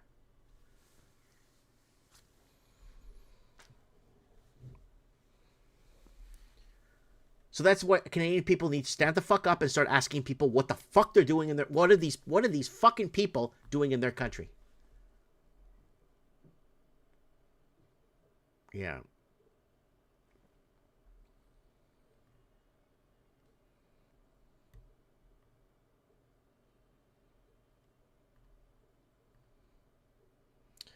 All right, let's see if there's anybody else here.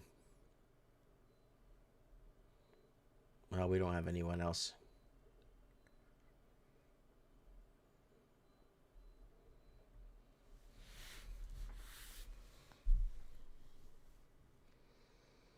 Yeah. Anyone else?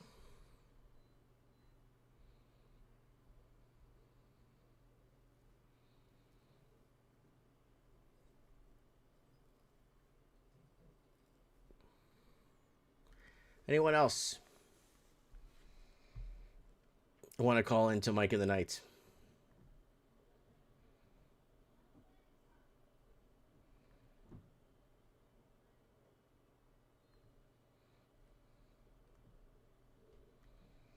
Sanity needs to come back, folks.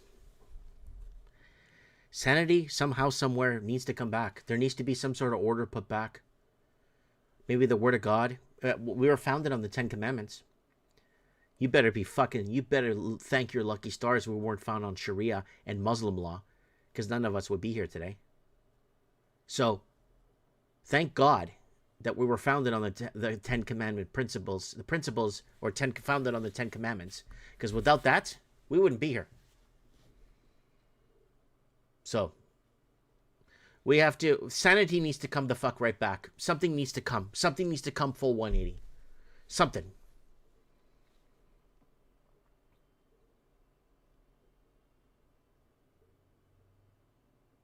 Glenn says, I would like to call in, but I can't make Instagram work. Glenn, if you have Facebook, you do have Instagram on the background. You already have Instagram on the background. Just log into your Instagram through your Facebook. You could do it. Go to the app section, go to Instagram, and then it's going to ask you to sign in through your Facebook automatically. You don't have to create a password. You don't have to do nothing. It's already there.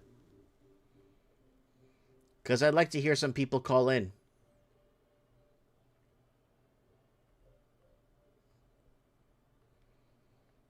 I'd like to hear some people call in.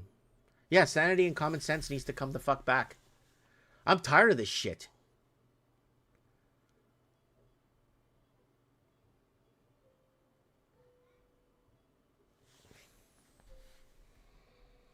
Yeah, Steve, come on. Just add me on Instagram. Here, I'll give you guys my Instagram again if you don't have it. Mike Martins. The guy that's been on social media long enough.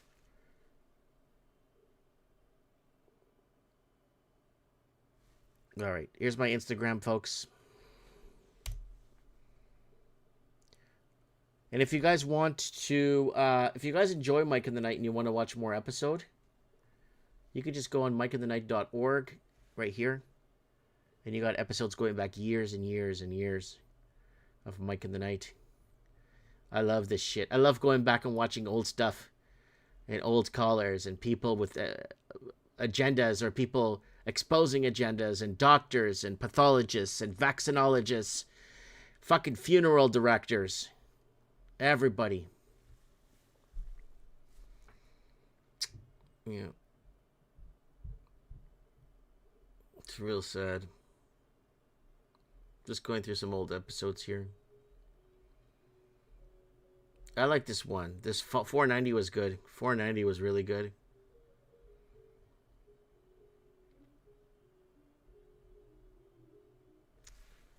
Lots of shows with 470. Kevin J. Johnston. And I found another 200 plus international sports channels. And that's just hard. They want us holding these phones where they can access everything on a system. And once they do that, they could start turning on negative interest rates if they want to drain our bank accounts. And not only that, you're going to have to pay 40% on every penny that gets deposited into any bank account because they'll know. So that's episode 470. Trudeau has no regrets on what he did to truckers. Mass China protests. Canada sinking in lies. That's a good episode of Mike in the Night here, guys. That was 470. Lots of good shows, guys. If you want to go back and go back and go through the archives and see what we've been talking about all these years. So, guys, if you're on Reddit, go ahead and follow me on there, too, because I have no followers on Reddit. I'll give you the link. I don't have a single follower on there. I've been posting on there steady for like 3 weeks, and I haven't gained a single follower. And I'm on X, too, if you want to follow me on X. Dino Bravo follows me on there, but I don't get much following on there. The only places that are picking up are TikTok, Instagram, Facebook, and YouTube a little bit, but YouTube is really small too. I get very heavily censored on there too. But anyways, let me see what else, who else. Yes, we covered that, Jay, we covered the fuel shortage in Cuba at the beginning of the show. You can watch the replay. Share this video, guys. If you're on Facebook and you like this show and you don't want to say anything, just share me. I'll say it. So if you guys want to share this on Facebook, it already got 2 shares on Facebook. Good. Go ahead and share this on Facebook, guys. I really appreciate it. Get us out there. It's been 15 years now on social media. 15 years. Yeah. Anyways, all right, guys. What's going on? Let's see what's going on with the time. Yeah, we're wrapping it up, guys. It's almost 3 hours. I'm gonna wrap it up tonight, guys. A few minutes early. I don't have anybody on in the messaging to call into the show. We were supposed to get Dorico on the show, but yes, Jay, watch my video that Carney will pull a snap election this year. Here, I'll even play it. We got time. Here you go. Here you go. I'll even play it here. Let's go here. Shorts. Here it is. The video got banned on 2 platforms, too. My Carney will call a snap. Here it is. This video is the one we did. Mark Carney to save Canada. Liberals will call. There it is. Here it is, guys. Where's the audio? And win a majority in 2026. Here it is. Mark Carney will call a snap election in Canada 3 weeks ago and win a majority in 2026. Yes, snap election in Canada coming. Mark Carney will win majority. Why? Because it's all fixed. He's the only one that could protect CCP Chinese assets in Canada. Chinese interests, whatever you want to call it. On February 3rd, 2021, at the height of the pandemic, we made a video called "The Liberal Government Will Call a Snap Election and Win." It's all fixed, rigged elections worldwide. At the people, it's a pandemic, don't ever call a snap election. And it happened, just like we said. Then months later, articles were surfacing across Canada about warehouses found with hundreds of thousands of uncounted ballots. Then on November 2022, we told you a man named Mark Carney will be your next prime minister. That was in 2022. To protect CCP interests. People said, he's a banker. He's not a politician. On sub. I tried to explain how he facilitated trillions of Chinese laundered dollars through Canadian real estate markets and businesses and went over to England and did the same thing. Then on February 16, 2025, we made a video that told you how the Liberal Party will win the 2025 selection in Canada via the public sector and Chinese vote. Everyone ignored me, said, no, the Conservatives, look at the rallies, they're going to win. No, they're not. Again, to protect CCP interests in Canada. Then we made a video called Why Mark Carney Will Win. They will stage fake fentanyl busts ahead to protect CCP interests. They want Canada to look like it's doing something to clean up the fentanyl. It's all coming in from China. Carney will call a snap election and win. And there's nothing you could do about it. You can't vote your way out of this because you're not allowed to. You want more proof? Watch what China did in Brazil to fix those elections. Watch that video. China worked really hard to fix the elections in Brazil. The new selected president in Brazil is now pro-BRICS because the other one was anti-BRICS. And he's also a convicted felon. And we can't even find a person that voted for that guy. Mike Martin's here. I have spoken. There it is right there, folks. There it is right there. I just played that video for you. Jay, I just played that video for you. Hopefully you're still watching. So there's my answer to you that you asked. And yeah, it looks like Mouth of the South has Instagram now. Just send me a message, bud. I don't have any. Oh, I have hidden requests.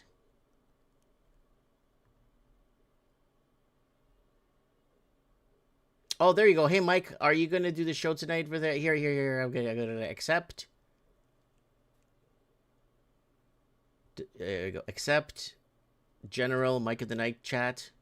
There you go. You're under my hidden. I didn't even know there was something called hidden requests. I didn't even know that existed. Didn't even know.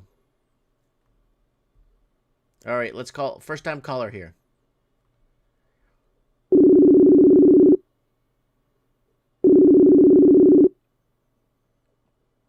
Oh, hey, how's it going, man? Good. I saw you under hidden requests. I did not know that even existed until right now. Yeah, man, I'm telling you, I'm shadow banned. I know how you feel, man. It's been 15 years though. It's not like 2 weeks and a day. It's like 15 years, man. I'd say it was early 2018. I had the RCMP and the Vancouver police showing up on my doorstep. What? Knock, knock, over cartoon memes. Get out of you? They came to you? Yeah. Get out of town. Yeah, a couple times. Cartoon memes. No, this was back because once Trudeau got in with a majority in 2015, he still had that majority.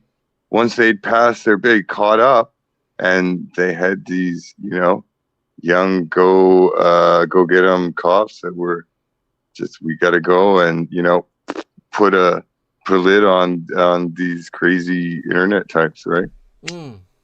Holy shit! So where are you calling out of? You're got to be somewhere in Canada because you mentioned Trudeau. No, I'm in North Surrey. Well, you're in Canada, so yeah. No, because we have callers from Australia and New Zealand and South Africa and America, right? So when you mentioned Trudeau, I'm like, okay, this guy's in Canada. And so what else is going down? What do you see going down, man? The gang violence in Surrey and all these extortion cases, something that nobody else is telling you about. It's because the gang loans the business owners, it's at loan shark interest rates. That's why they're getting, so there's the credit crunch. All the people, they're not going into the beauty salon, the pizza place. The businesses are struggling. There's no more lines of credit for the business, but because it's the gang, so it's the gang operates out of the immigration lawyer's office, out of the church, the Sikh temple, out of the construction crews that are underbidding. So they're saying, okay, you get your loan here, but you rent from this my other cousin. So it's control. Like, you wonder how the house prices are, like you're saying about the Chinese, but this is they're selling the fentanyl, and then the people, they're laundering it through the property in a different manner than the Chinese, but this is the predominant manner in North Surrey, and this is why all of the bullets are popping off now, because they don't. Well, are you going to stop paying the bank? Or are you going to stop paying the gangsters? Right. So they've run out of money to pay the bank, and now they've run out of money to pay the gangsters too. Mm-hmm.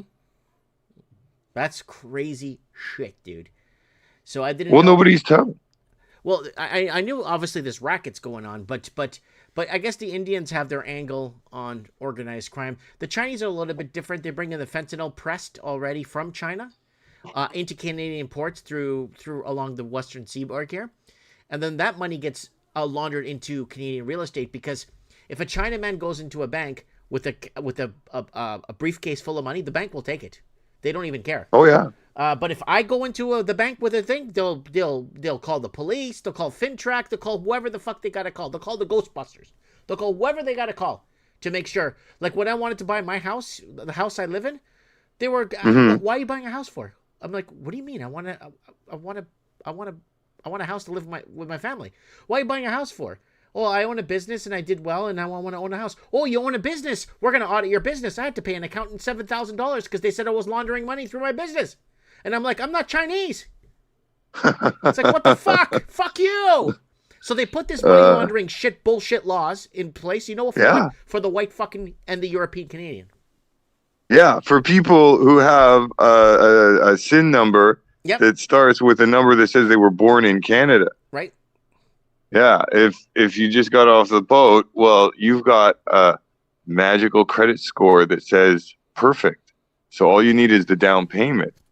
So there's people that go to the loan shark, who's the fentanyl, the other side of the fentanyl dealer gang, and these the Khalistani nationalists, the Air India bomb. Were you close to the war? Were you covered to those Palestinian Indian wars there in Surrey? Were you close by? Yes, yeah. I'm right across the street from the mall. There's the King George Highway is a stone's throw. Because I know the parking lots that were burning cars.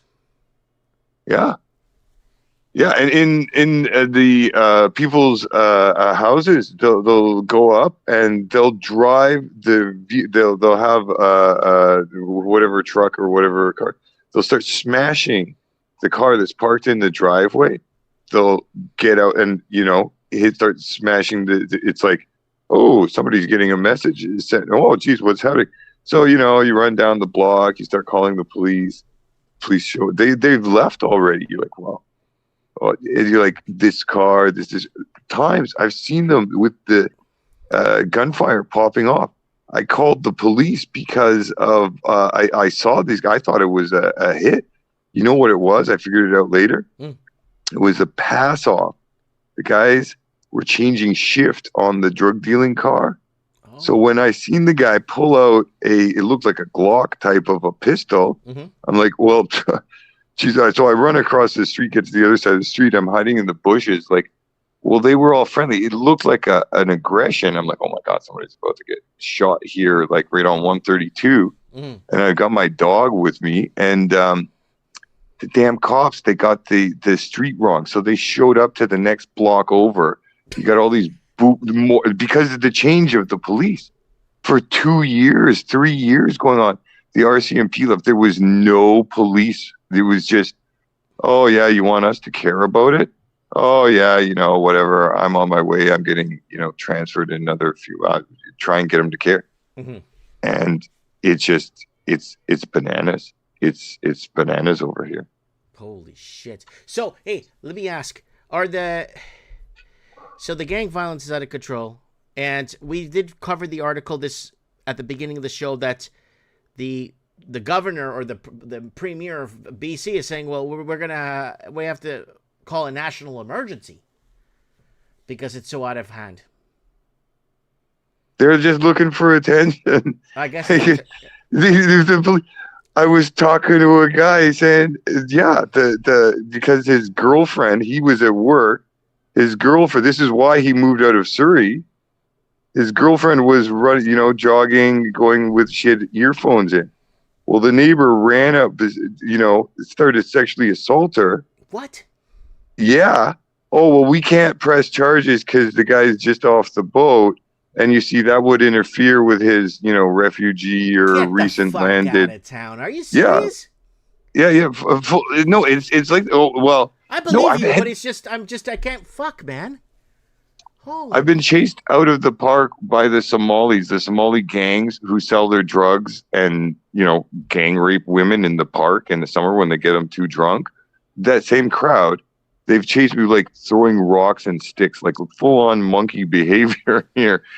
And the police like, oh, well, that's their spot. Maybe you should stay out of the park. It's for, a better idea. Doesn't that sound smart? These kind of, you're like, yes, that's a very smart. Thank you. Thanks you so much for attention. This is, well, they could do something about the drug addicts if they just waved a bag of fentanyl in front of them. You just have a little, like a fishing rod stick. You corral them. It's like, okay, you're stuck in here for a while. You don't need to be out there, lighting bus benches on fire. They could solve the problem in 3 weeks. You know what I mean? But it's really sad how many Canadian families fell through the cracks with these drugs and shit, and not getting employment because they're not the right skin color. It's really sad what the hell happened to this country. So you're officially crowned tonight. Anyone that calls for the first time on Mike and the Night gets a nickname. So you are Bad News Glenn. We'll call you Bad News Glenn. And rough. Yeah. It's Monday. I've been dodging the bad news all day. I've been like, seems like the other side of the street seems like a sunny side of the street. And then I was like taking one step. I was like, honk. Okay. I'm just going to count my blessings on this side of the street. And I I'm cool in the shade. Yeah. It's Monday, so you got to keep your head on a swivel, right? No, I know, but you got news for us. And if you got news for us, it's usually the truth. And the truth, as of lately, hasn't been any good news at all. So, and it's really sad where we're headed. And, yeah, man, I appreciate you messaging. I didn't even know there was this button here. I'm looking at the button again called Hidden Requests. I didn't even know that existed till like right now. And then I message request, hidden request. Yeah, you should. I've see. This is the thing. I only found out about your radio station or your show several weeks ago, maybe before like Christmas. I only watched several shows. Maybe this is like 3 or 4. I think I'm up to maybe one hand of shows, right? And this is the thing about the whole shadow banning and such in it's so terrible. It's what we start out the conversation with there, and it's insidious. It's this whole C9, and that they're going to be you say anything and somebody else sneezes in the other room, and somebody else down the hall, you know what I mean, gets offended by that's, and it wasn't even, it was the echo of the sneeze.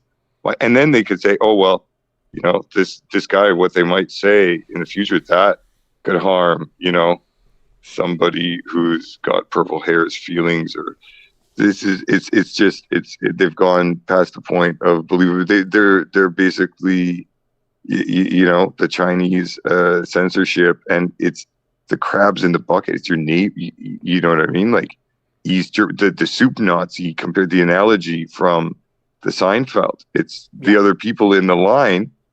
If anybody is just like the same with COVID, if anybody else just started to speak up and say, hey, leave that guy alone, man. That's fine. He doesn't need the mask. He doesn't need the, But no, everybody just puts their head down, looks the other way. They're not picking on me. Okay, I'm fine.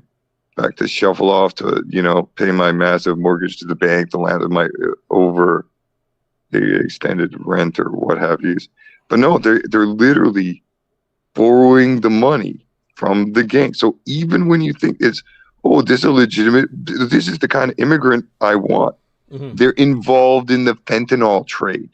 They're undercutting the jobs to install the drywall for all these condos, because they can do it because they have slave workers that they brought over that owe the gang back home. If they say anything, if they don't ship the money, if the money doesn't come in remittance, they're in serious. They're getting shipped back, and then they'll use their body for organs or something. Who knows? Yeah, I don't know, but no, I don't doubt it one bit, brother. I don't doubt what you're saying one bit. There's gangs of cars. They drive around with 4 young males in their early 20s. They jump out. They all pull out clubs and stuff. One of them sits in the car filming it so they can make their bones. I've had these situations happen to myself. That's crazy, dude. Yeah. Dude, you know what? You can start reporting for the channel if you ever want to. Like, you don't have to show yourself, but you could show us some of the stuff, and I could put it up on the show if you want, right? So, dude, you said you're looking for a board operator. That's why I was calling in. If you're in the Lower Mainland, I used to do podcasts. I worked for marijuana shows and such like this. Other shows. We were trying. This is why we had the police showing up on my doorstep back in, 7-8 years ago.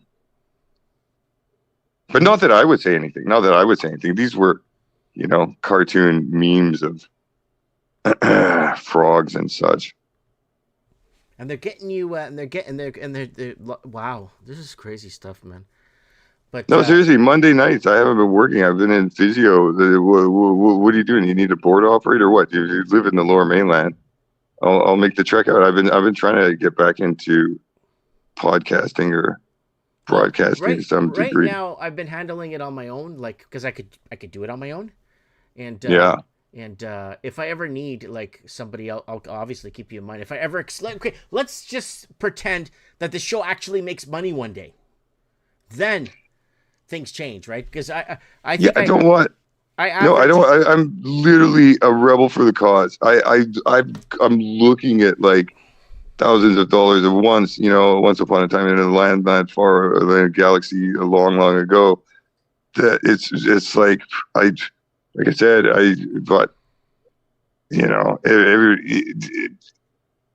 we'll start another show on Thursday night then.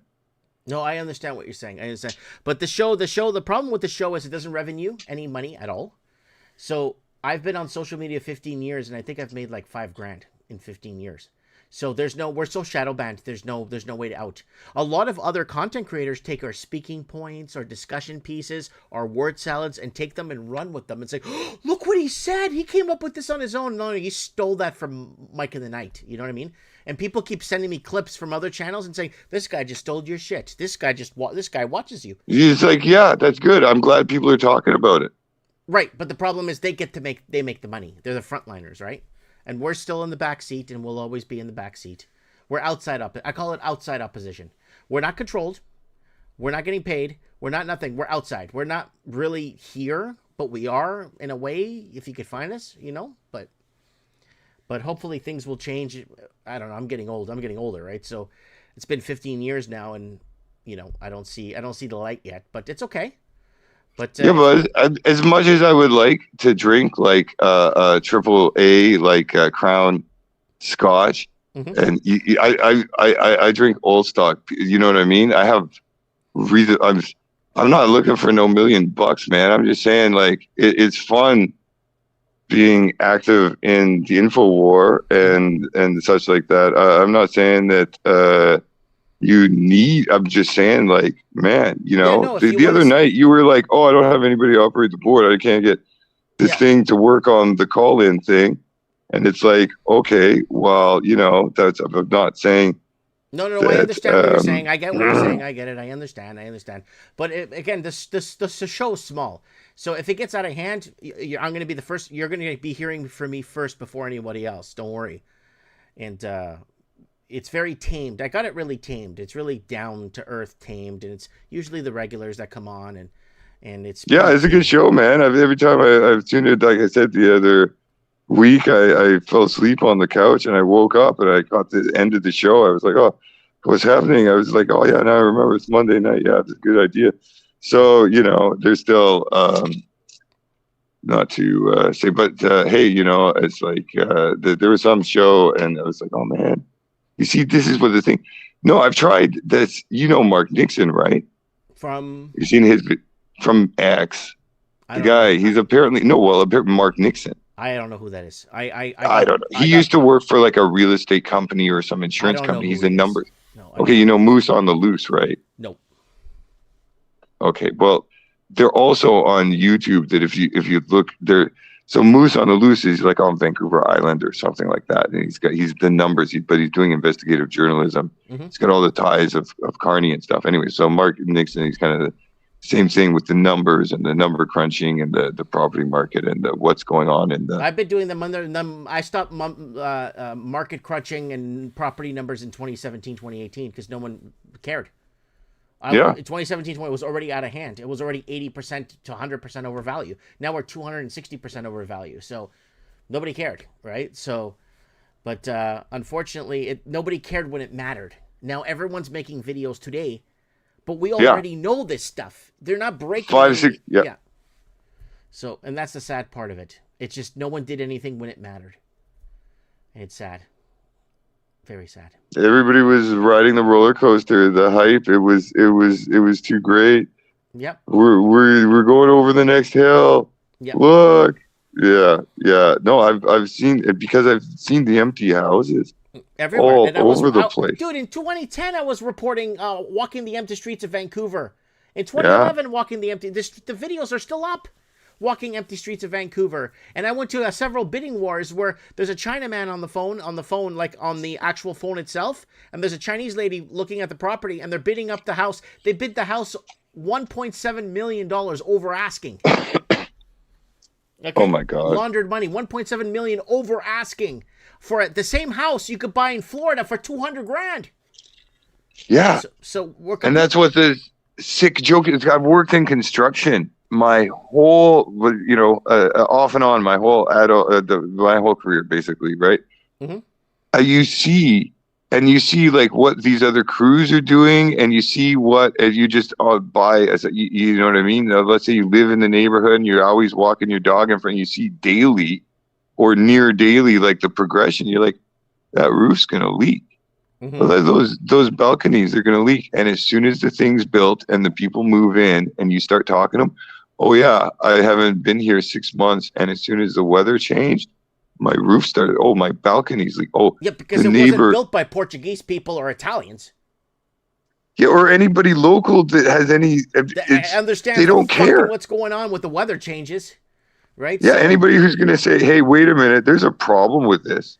These things don't fit together right." Hey, it's like we'll make it work. Yeah. Sorry, man. I can't. It's just the way your reaction to it is true. Yeah. But anyways, all right, Glenn. I'm past my third hour here. Bad news, Glenn here on Mike in the Night making his first appearance. In a couple of weeks, if the you Monday want, blues. Yeah, in a couple of weeks, through 2 or 3 weeks from now, if you have anything to report, just message me on the Instagram. You're on my discussion here. I'll see you, and then I'll get you on, and you report what you have to, or what you saw, what you know, or what's going on, because you gave us some very important information tonight, and I really appreciate that. Okay, buddy? Yeah, the gangland shootings out here in Surrey, they're not turning off, and they're not stopping anytime soon. All right. Well, thanks for the heads up. God bless you, and we'll get you on soon enough, okay, brother. God bless your audience, and keep up the good work there, Mike. Thanks, brother. Bye. All right, that's Bad News Glenn here on Mike in the Night, making his first appearance, guys. It's that simple. Just add me on Instagram, and I'll get you back on the show. Get you on the show. Come on every couple of weeks, once every 3 weeks, to give us an update on something, where it's at, what's that. Hopefully we get to a point where we can get callers on, like really snappy. 8 to 10 minute calls, 8 to 10 minutes. We get 9 to 13 callers on a night like we used to back in 2020 when COVID kicked off. Everyone was tuning in. They're like, shit, this guy told everyone they're going to pull the trigger on a pandemic, and now they did it. What the fuck? So people were tuning in like crazy, and then we got 8 to 9 minute calls, 8 to 9 minute calls.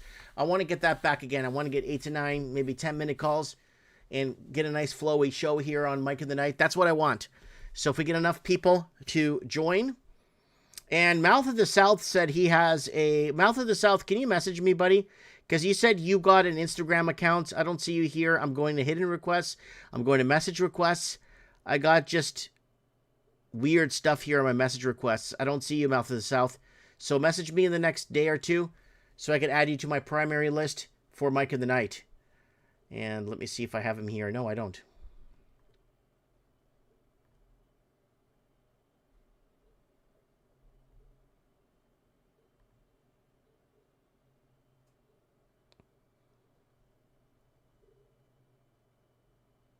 Okay, that's... Is this Big Rob New Zealand that messaged me? I think this is Big Rob New Zealand. So we got Buddy from New Zealand there. Yeah, so go ahead and send me a message request, Mouth of the South, and we'll get you on next week on Mike of the Night, next Monday night. We'll be back for episode 636. And for the people that bought me coffees, thank you, Philippa, Jesse, Tio, and James for buying me a coffee. I really appreciate it, and it means a lot to me. Anyways, guys, Mike Martins here signing off for episode 636 of Mike in the Night. Take care, and if you can't take care, stay safe. Mike Martins here. I have spoken.